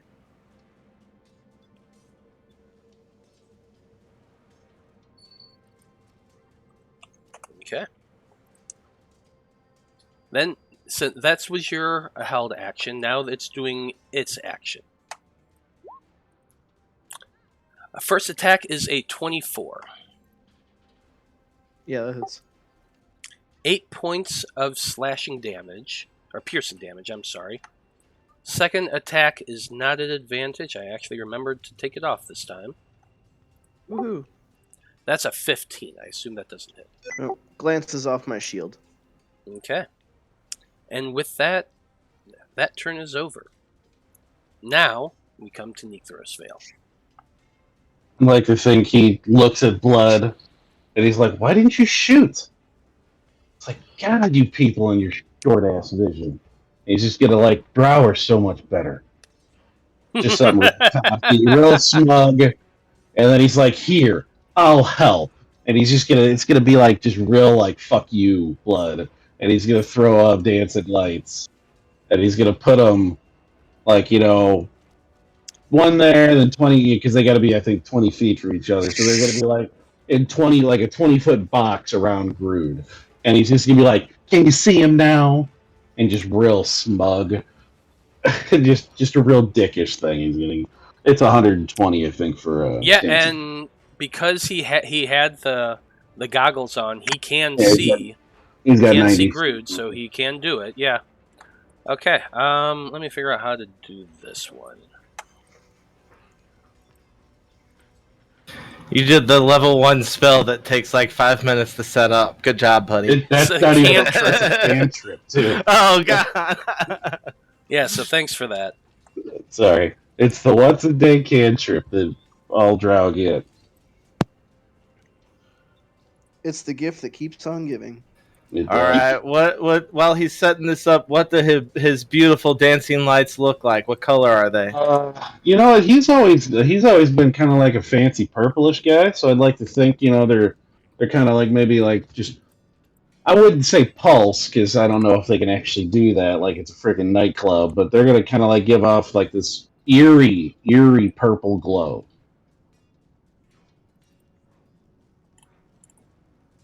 And it's probably going to look wicked with his gray skin and those fucking tattoos. Oh, does he have like blacklight tattoos? Yeah, well, I would just think, like, you know, with just his skin tone, with the way that light comes off, it probably just looks awesome. Oh my God! Are blacklight tattoos a thing yet? Yeah. In this world, think probably it's not, not- but in real life, yes. Yeah, totally. Okay. They don't last, but yeah. There you go. There's some dancing lights there over there near Grood, and I think I actually got him to be purple. Yeah, it looks Oh, great. yeah, they are purple. And then, I mean, he's just gonna, he goes, can you see him now? And he's like, here, I'll even help you out a little bit more. Just fucking sticking that in there. And he's gonna have Jareth swing down and kind of like peck at or poop or whatever Jareth does to distract the creature from Grood, and then kind of dance back up. And even the bird's gonna look at Blood like, really? Can you do it now? You know?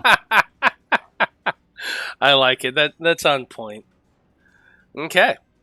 And I guess with his held action. I mean, because I didn't mean to do it that way, but then I was like, you know what? It's perfect that Vale would be such a dick about it. Yeah. Okay. Action, bonus action. You're good to go. I mean, and I guess since he can see him now, would Blood's held action of holding a shot until he can see somebody come into view? I mean, I can hold it until something else. Like I said, I could shoot the guy behind them. I mean, you did say that. You did say that you're waiting for it to. Someone who's not a friend. Yeah. Doesn't matter who. up to you. You can eat it again. It doesn't matter. No, I'll say you do have your shot for this. You definitely don't have advantage on this shot. Well, I guess Liam is there next to him too.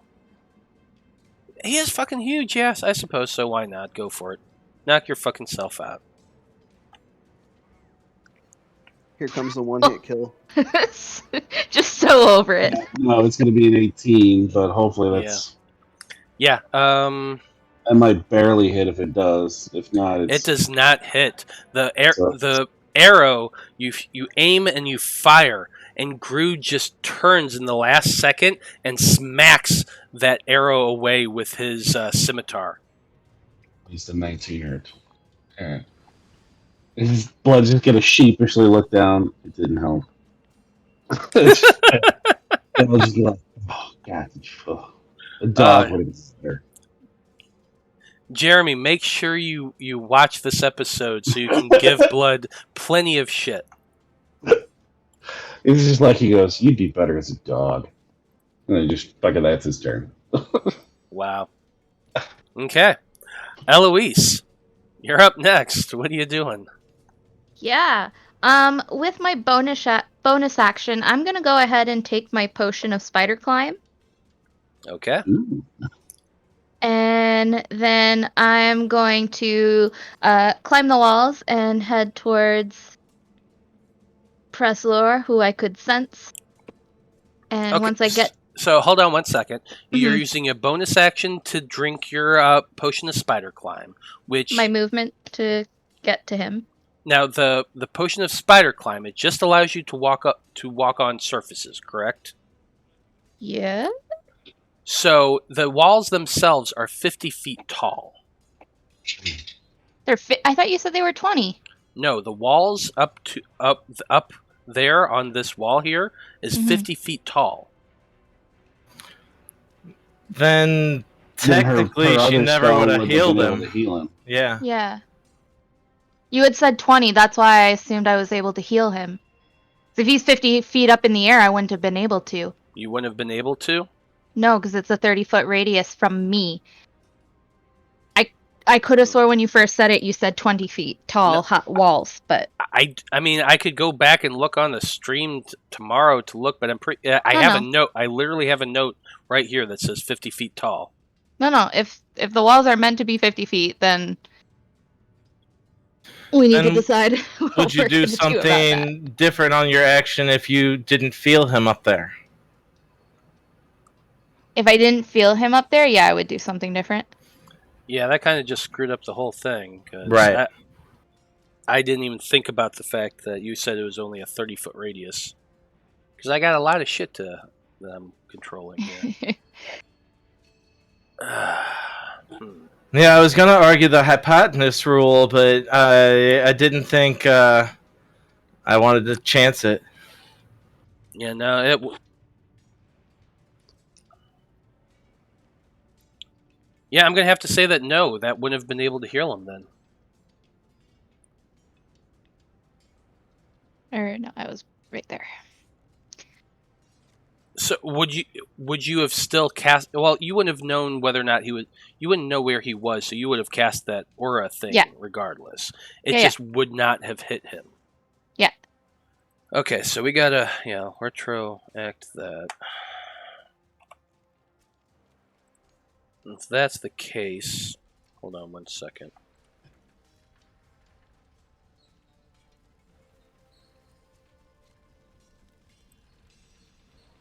Okay, so that was a death saving throw. Okay. Good to know. Anyway, it is your turn, Eloise. What are you wanting to do?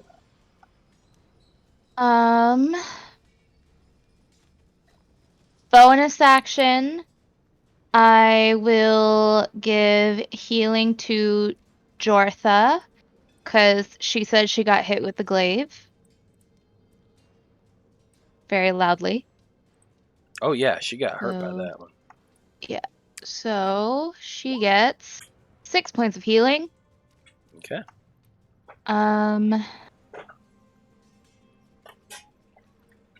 then She was not looking too good, but you send that surge of energy towards her, and she's been holding her side where she got that cut, and you see it begins to mend, and the blood begins to just dissolve a little bit along that line through her tunic. Yeah, if it can just, stop her from bleeding out and stop any infection from spreading, then I will count that as solid for Okay. now.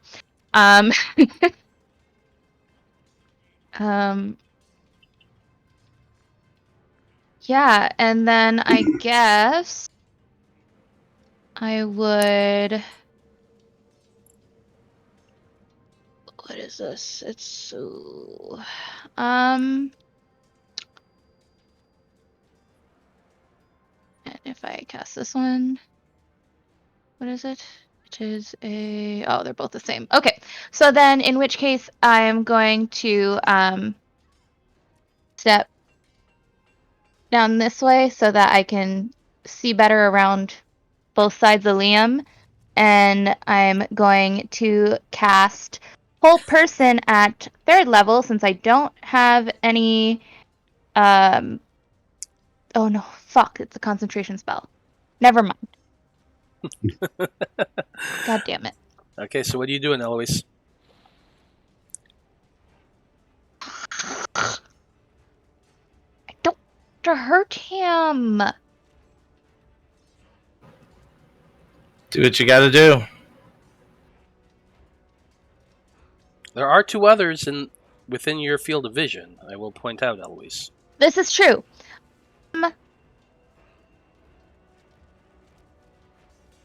How far? 60 feet. Okay. Oh, but that would hurt both of them. Okay, never mind. I will. Yeah, I'm just gonna send some.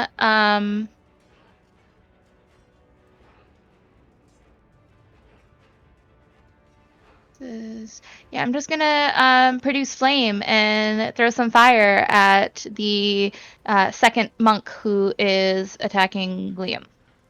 Okay. Yeah.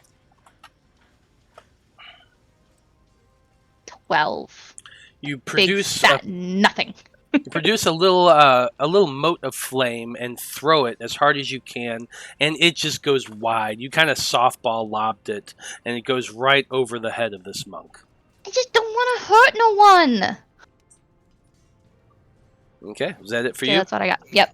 That's exactly what you did. You hurt no one. Yeah. Okay, so then in that case, if I see that the walls are 50 feet tall, then I don't take it. Can we retroact that I didn't take my potion of spider climb Yes, then? that's fine. Yeah. Okay. Cool. That's totally I will leave that in my inventory then. Okay. Okay. That's it. That's my turn. So, with your turn ended, you look around, look at your friends after just throwing this flame. As you turn to glance over at Apollyon, another one of those monks appear directly in front of you, Eloise.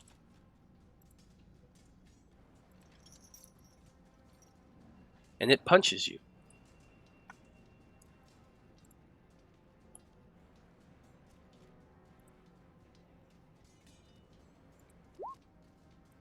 That's a 20 to hit. Yeah, it hits. 6 points of damage, and follows up with a second punch. Or actually, I'm going to say for the flurry, the fun of it, she punches at you once, clocks you in the side of the head, twists around, and does a roundhouse kick. Oh, that should not have been an advantage, but that's a 21. Mm-hmm. So 7 more points of bludgeoning damage. Owie. Owie indeed. And that's it for its turn. Oh, wait a minute. No, it's not.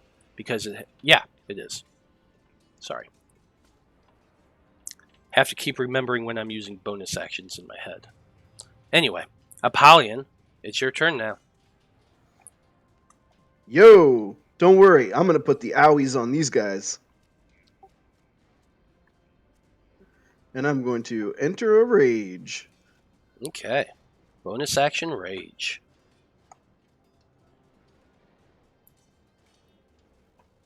And then I'm going to attack recklessly. And attack this jabroni.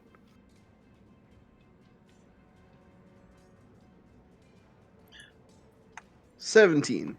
A 17 misses. You go swinging at them with that scimitar. But at the last moment, you feel like you pull back a little bit, and the monk just dodges out of the way, missing it completely. Oh, wow, you're fast. Can you dodge this? Yeah, 30's definitely going to hit. Woo! Get some. Calling his shot.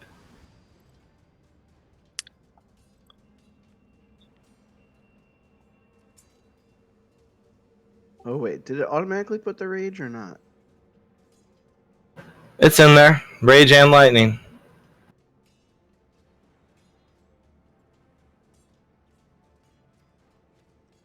Yep, you're good. So 19 points of damage. I had to click it, though. It didn't do it automatically. But yeah, 19 damage. Okay, 19 points of damage. You slash at this monk with your scimitar, that second time finally connecting. And the monk that you slash into looks pretty damn hurt. But he's still up. Alright, yeah, on my turn.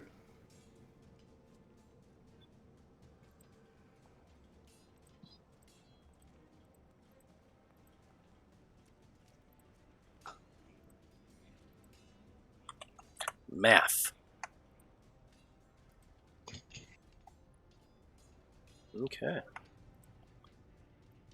10, 15, 20, 25, 30, 35, 45.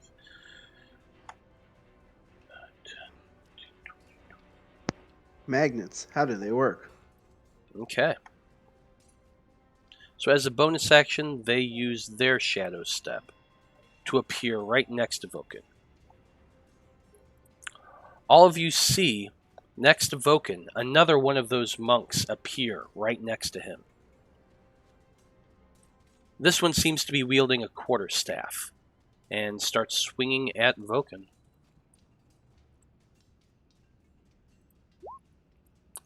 First attack hits. So 7 points of bludgeoning damage to Vulcan.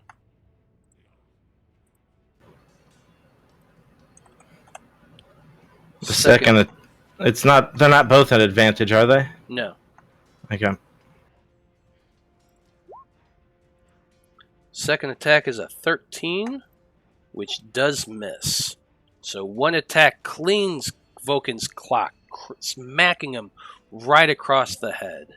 And he seems dazed a little bit, but as he's stumbling back, that second swing with the quarterstaff comes around and just misses completely. And Vulcan kind of stumbles back a little bit. For its movement, let's see here. Oh, damn it. I just realized I forgot to do something wrong. Yep. Damn it. Okay. Yeah, they are going to just hold their turn from there.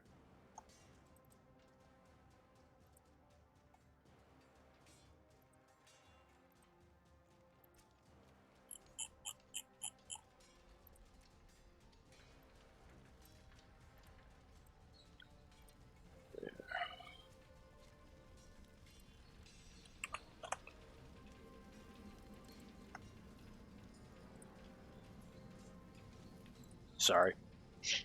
Got sidetracked.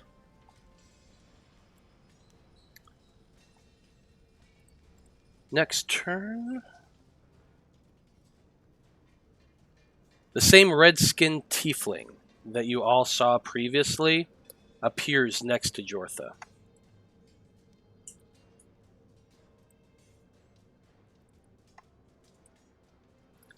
Swinging around with the glaive in its hands that you now all can see, and now that you're all kind of clustered close together. Well, maybe not blood from a stone, but the rest of you can. First attack is at advantage. That's a 25, which does hit. 5 points of damage to her. Second strike, not at advantage.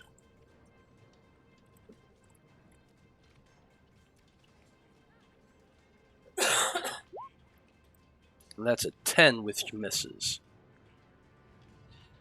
He did not use his bonus action. He just moved up. Oh, wait a minute, no, he did use his bonus action. So that would be that for him. However, he gonna move away. Jortha is gonna get an attack of opportunity. 10, 15, 20.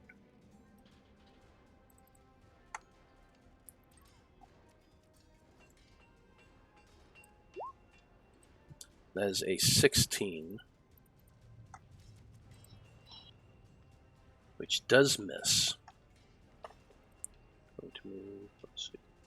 5, 10, 15, 20, 25, 30, 35, 40, 45. So he is taking his position right there for now. That, I think...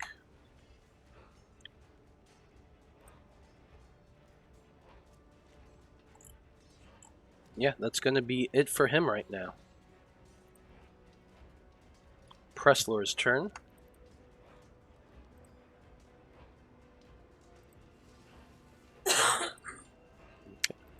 Liam, you're up next. Alright. Step 1. Bonus action, patient defense, spending another key point. Okay. Step 2.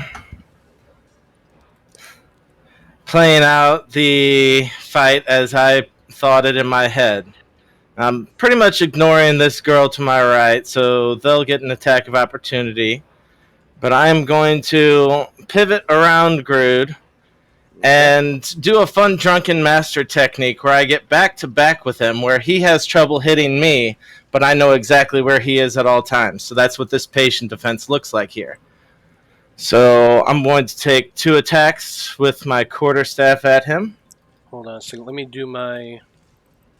God damn it. I'm going to have to reload. Hold on one sec. Okay.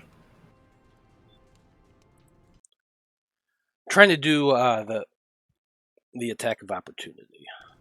Yeah. It'll be at disadvantage. Yes.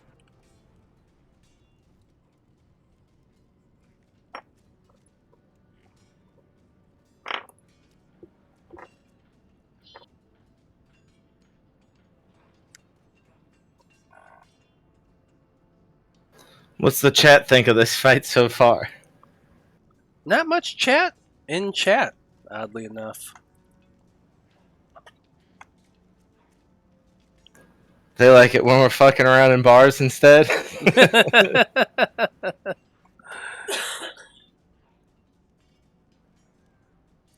You know it. They can't get enough of the Apollyon charm. Yeah.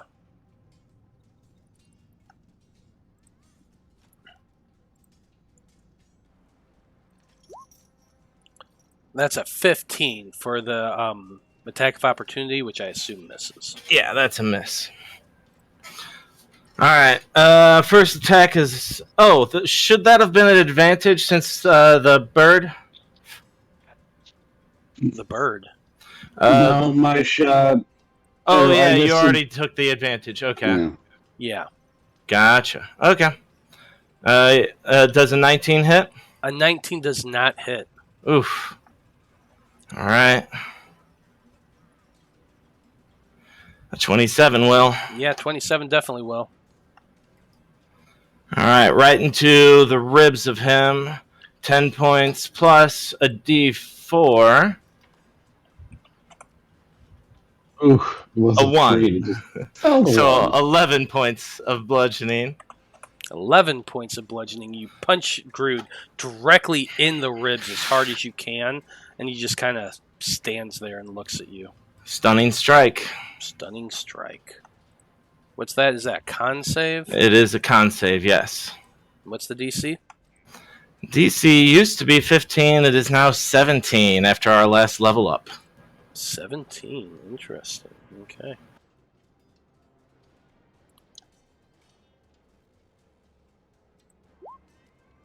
Well, that's a nat Son of a 20 for a bitch. 27, so... Fine. Yeah. Fine. That is my turn. I'm still in patient defense mode. I'm sticking right behind his back. Okay. That's it for Liam. Jortha, hit pretty decently by that tiefling that appeared with the glaive, yells out to everyone, "I see him, the man with the glaive! He's over here to the east!"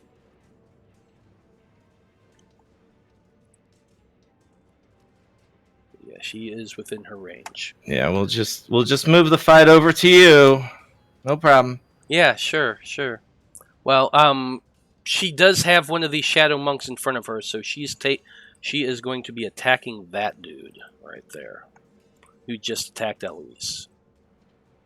So let's see, what is she going to do?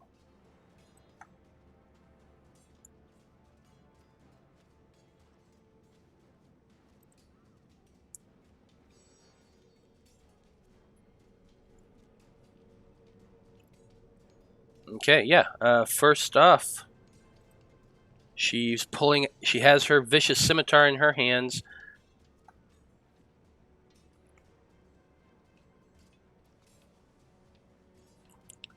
Why isn't that working? That is a 20, which does hit. She's going to pump one of her key points into it to do a deft strike. So 11 points of damage to her. That's the one that should not have had.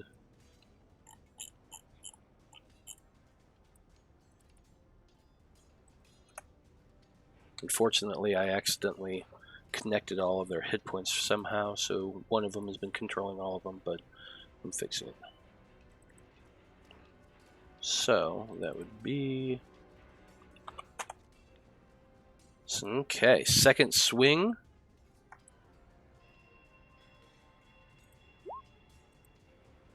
That is a 25, so that's a hit as well.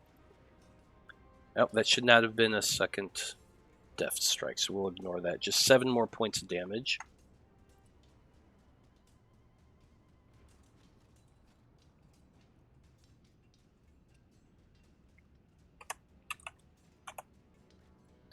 Bonus action, she is going to flurry of blows. That's a 9 and a 14, which both miss. So yeah, that's going to be it for Jortha's turn.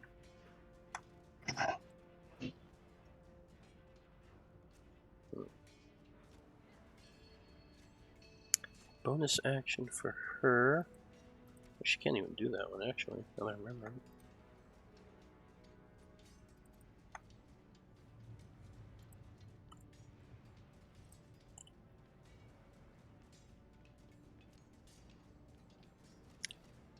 Okay, she's going to bonus action cast Misty Step to teleport down. She jumps off and casts it. Lands 30 feet right down here. Had to fly a little bit, but that's okay. So that's going to use 20 feet of her movement as well. Then... So, behind you, Liam, you see a woman come to the edge of the wall. You can see her for the first time. She disappears and reappears on the ground behind you. This woman is clad in a dark cloak, but the rest of her outfit seems to be very similar to what Grood and the rest of the martial artists are using. Awesome. And I'm going to need you... God damn it. Why are all these set to GM? I need you to make an intelligence saving throw, please. An intelligence saving throw? Why on earth would you want to do that to me? Because. Can I persuade you to say any other saving throw that's not a -1? No? No. Okay. No. Sorry, buddy. It's a 4. Okay. You feel this sharp pain in your brain as a mind sliver does 8 points of psychic damage to you.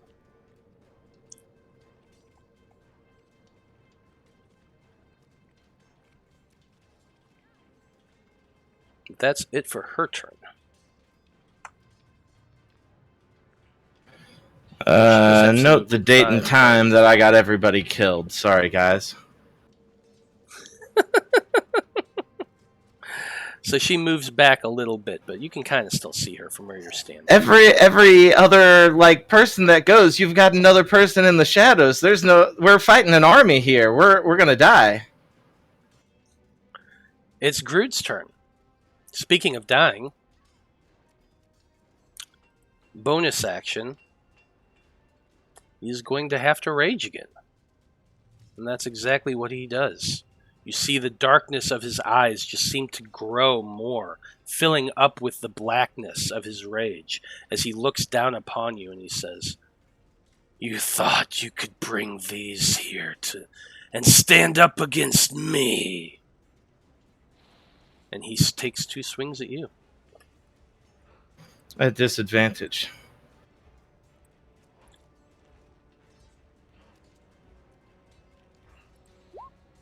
First is a 19. 19 used to hit me. Sorry. Well, and that's a 13, so that misses as well. Okay. With that, Sticking to his back. Sticking to his back. Yeah, you stick to his back as he's swinging. You're a bit smaller than he is, and he's just trying to stab backwards, trying to get at you, and you're just dodging quick out of the way, harrying this guy, but keeping him from being unable to hurt you. Those are action, bonus action, so that's it for him. Blood, you're up next. Well, he sees the big one, but then he sees all these other little ones. So he's going to start trying to pick them off. So he's going to take a shot at the one that's harrying his Goliath friend here. Okay.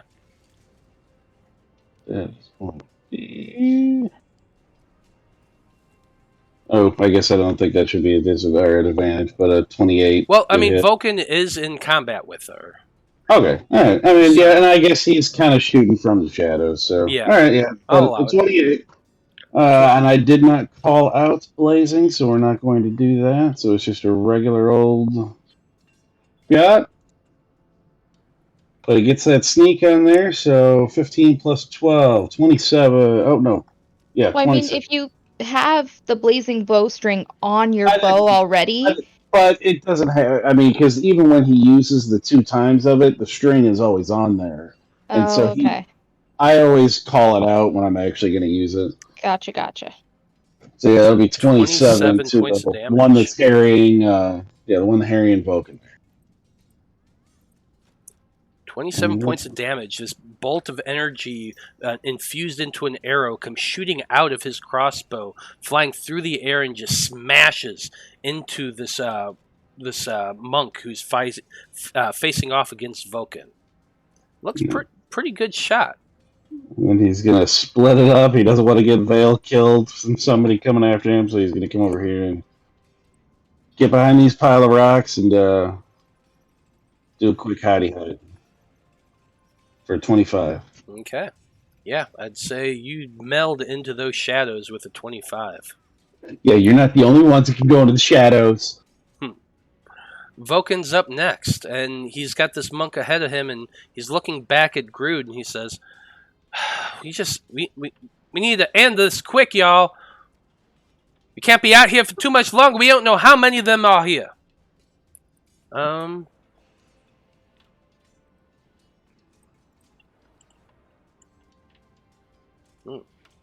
Let's see.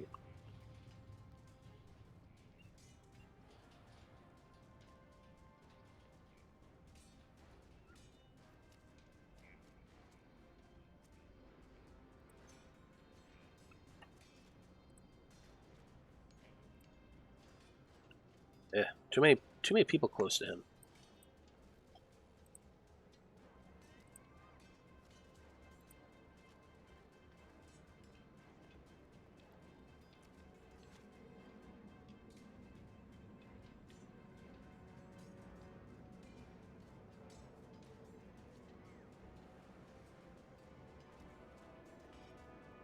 Okay, so what Vulcan is going to do, I think, is he's going to cast Earth Tremor at the monk next to him. Hey, Anesthetic is in chat right now, sending us some bits. Say hi, everybody, to Anesthetic.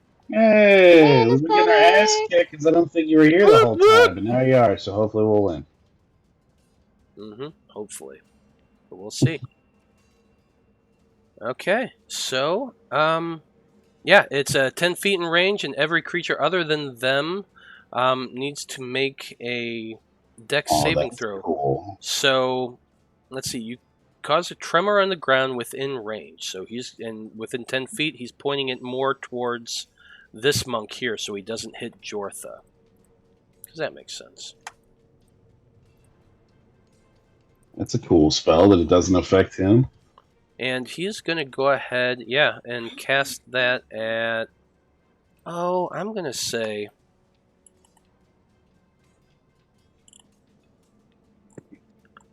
Let's say 4th level. I think that'll be fun.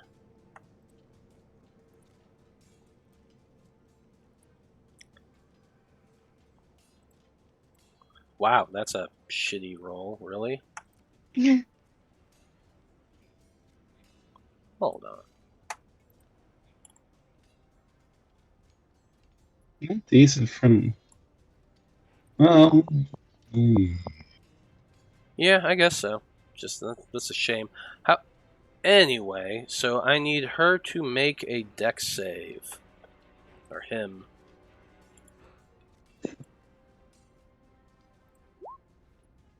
That's a 21, unfortunately. So she does save.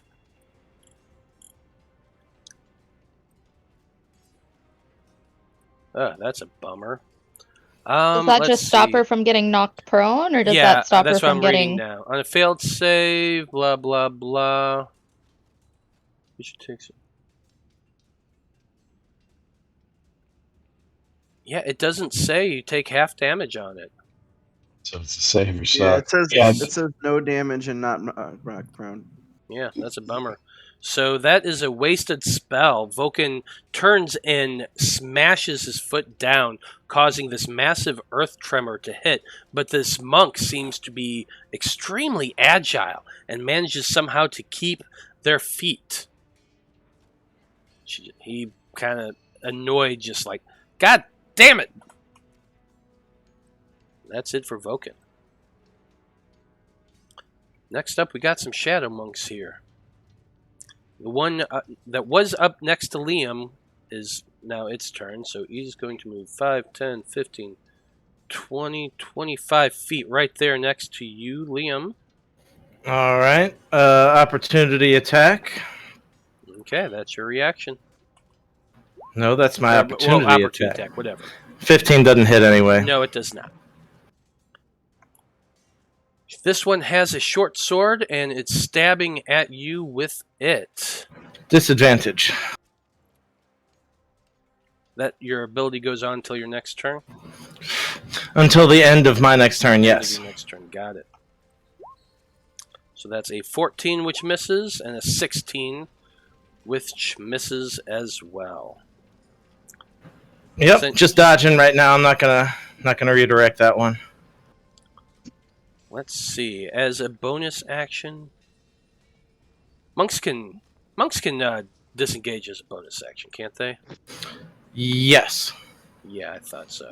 So bonus action, disengage, and let's see, it moved 5. I do believe it's a key point to do it as a bonus, though. 10, 15. So move back this way 25 more feet. Okay. Yeah, so that'll burn a key point, but yeah, you can disengage. Easy enough. Okay. That's it for their turn. Next, the monk that's up there next to you, Apollyon. I think they're using a quarterstaff, if I remember correctly. Bring it.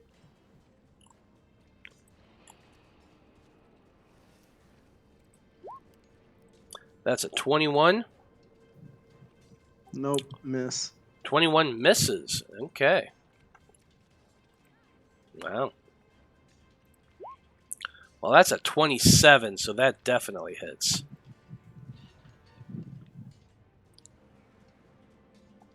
Hold on. I'm going to use lucky. You rolled a 5. You're using lucky? That's the cheesiest fucking feat ever. Yeah. Yeah, so... And 2 of your characters have it. Yeah, but next campaign, it's not going to exist, so... You're just going to ban that feature? Yep. So enjoy it while it lasts. I will. It's a core ability of my character. Yes, we all know Apollyon's core is nothing but cheese. I love it. It's okay. So yeah, that was 2 strikes with her. Bonus action. Oh yeah, she can use a bonus action. She'll just do an unarmed strike. That's a 23. So 7 points of bludgeoning damage, reduced in half because you're raging. Okay. That's all you got? Apparently so. Okay, it is Veil's turn. So what are we doing with Veil? Well, I think he's going to see the little sneaky person that tried to run away after they, I guess, did something to Liam. He couldn't quite. I guess, I mean, he could roll an Arcana check, but I'm not going to do that. And he's going to do 3 charges of Magic Missile at this one over here in the corner. Because he's got that 90 feet with his goggles. So he can see them. Which one are you doing? The one that's right here. Okay, you're casting Magic Missile. And he's going to do 3 charges.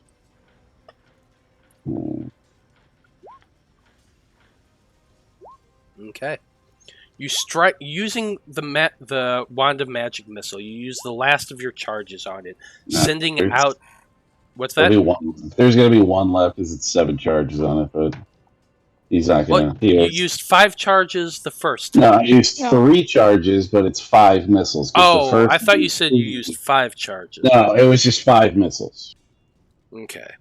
Because it's the first one's the 3, and then every charge after that. Okay, I got you. So you used 3 the last time, 3 this time.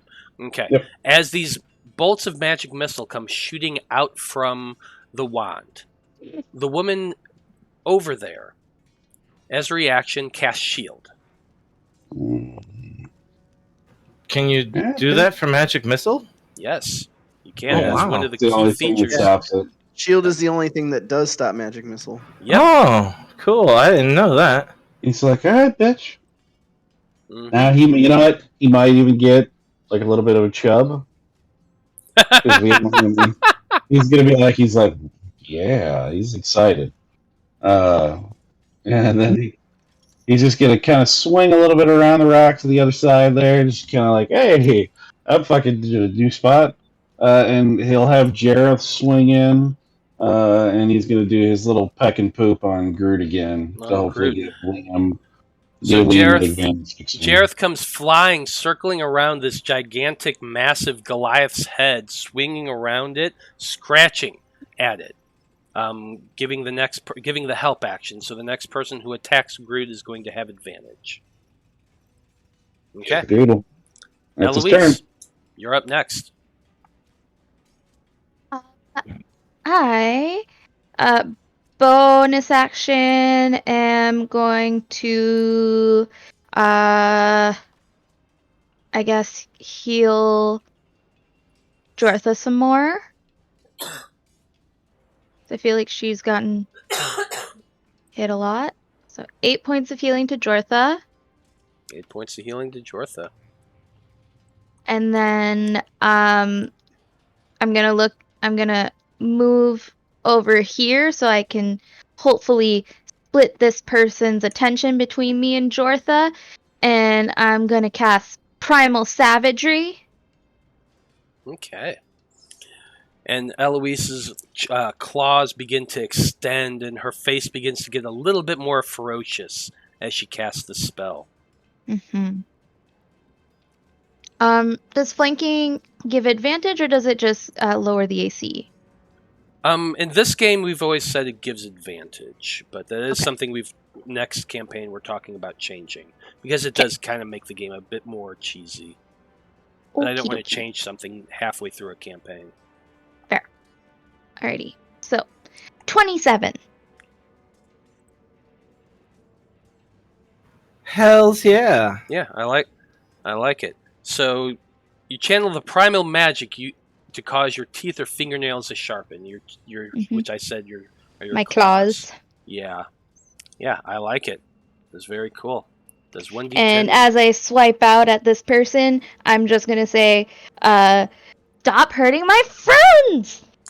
14 points of damage as you slash through this woman's back with those claws, dripping with acid, and it just burns into her back, doing a decent amount.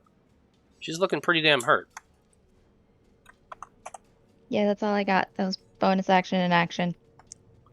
Well, oddly enough, it's her turn, and after that deep, deep cut she took from her back, she's spinning around and swinging at you, Eloise. Of course. I mean, it's only fair, right? Yeah. She's using her quarterstaff, I think. So that's a Oy. 25 to hit. Yeah. 8 points of bludgeoning damage. Second attack. That's a 24. Holy bejeebers. Ooh, yeah, she's swinging hard. 9 more points of bludgeoning damage. Goodness gracious. So that's gonna be... And as her bonus action,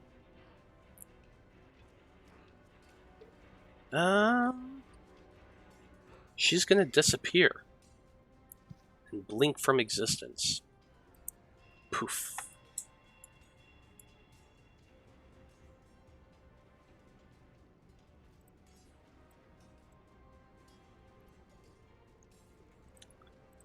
And you do not see her any longer.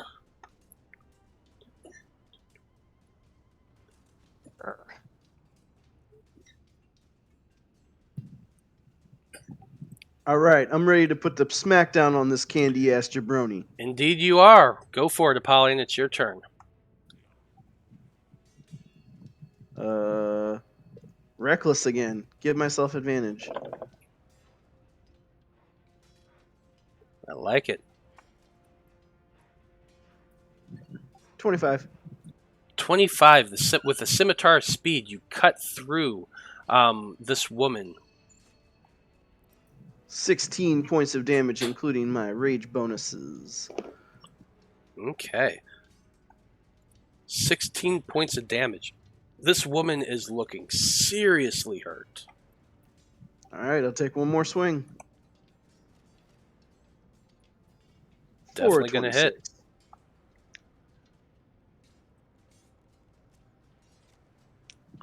12, 15, 18 more points. Apollyon, how does this look?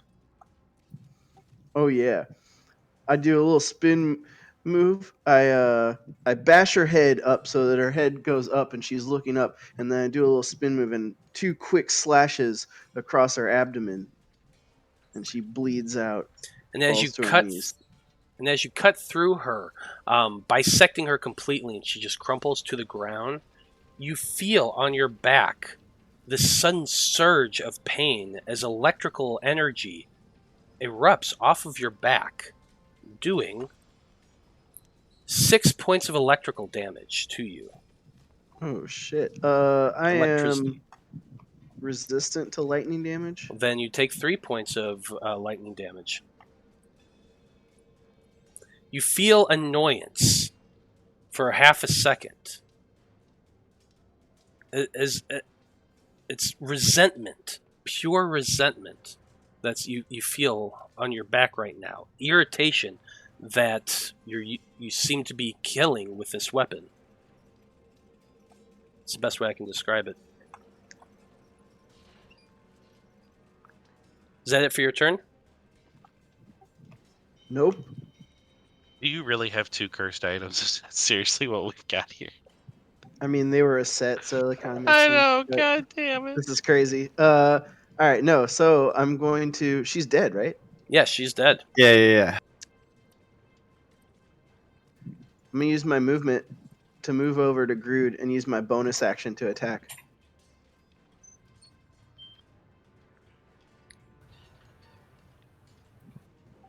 Woo! Yeah, Trying for that critical, but Yeah, Yeah, 28's boy. going to hit.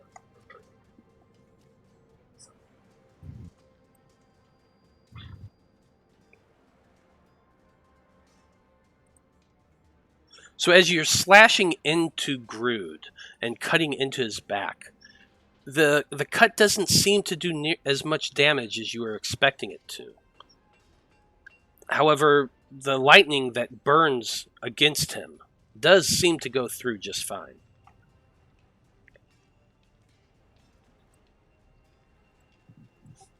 okay, yeah, that's my turn. Okay, that's it for Apollyon. Next up, we have the monk next to Vulcan. She got sniped at from somewhere over that way. Let's see here. She's looking between Vulcan and looking down there, but Vulcan's much more in her sights right now, so first thing she's going to be doing is attacking him. That's a 16, which does not hit. The 22 definitely does. 7 more points of piercing damage against Vulcan.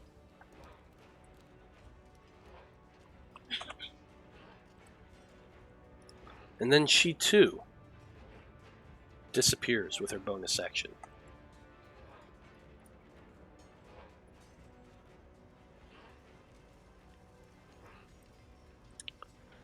Next we have the Tiefling's turn. And the moment that the monk fighting Vulcan disappears, the Tiefling appears right next to him,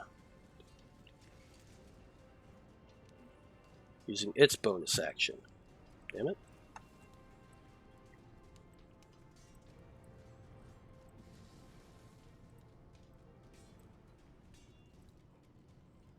Somehow the tokens got connected. That's annoying.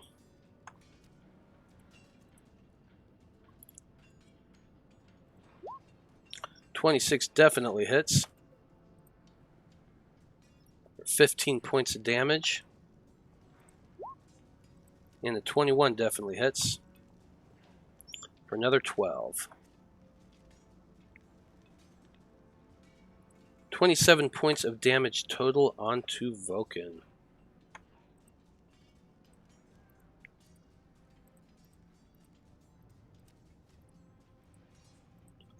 Whew.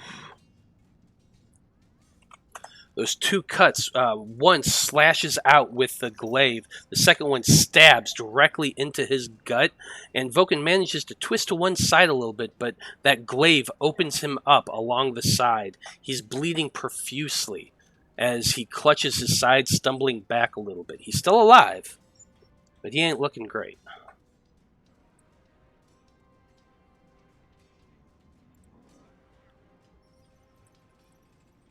And at that point, you just hear Eloise scream in giant the word for father.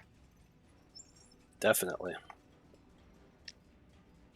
Okay. So, it is 10:15, and we are at the top of the order. So, I although I hate stopping in the middle of combat, it is getting kind of late. Any other scenario, I'd probably push to keep playing, but without Veil here, I'd really like to finish it with him here. Yeah, I agree. I agree. So we're going to go ahead and end things for right now. We're going to leave turn order exactly as it is and pick back up next week in the middle of this quite climactic battle. Oh boy. I can't believe we got here in one session. Holy shit. Oh boy. Yeah. So we did a little trick there. That may have not been the best scenario anyway. Shit. Yeah, you guys pulled a fast one on me. I thought there was a tiny chance that you were going to get to this battle with it happening, but I figured it would be towards the end of the session and we would end at like the beginning of you walking up, seeing that. But I was like, wow, yeah, no, you just blow right through it. So let's try to get it done in the last half of the session. But a lot of stuff going on, a lot of moving parts. But I hope you guys are having fun with this battle so far, at least. Yeah, this is crazy. Well, thank you everyone for watching. We very much appreciate you tuning in. Come back next Monday at 7 o'clock to see the Faab Five fight this absolutely insane battle of disappearing monks and gigantic, horrible fighters. But yeah, should be fun. So on behalf of everyone here in the Faab Five, I just want to say thank you for watching. Have a great evening. And we'll see you next Monday. Night. Woo. Woo!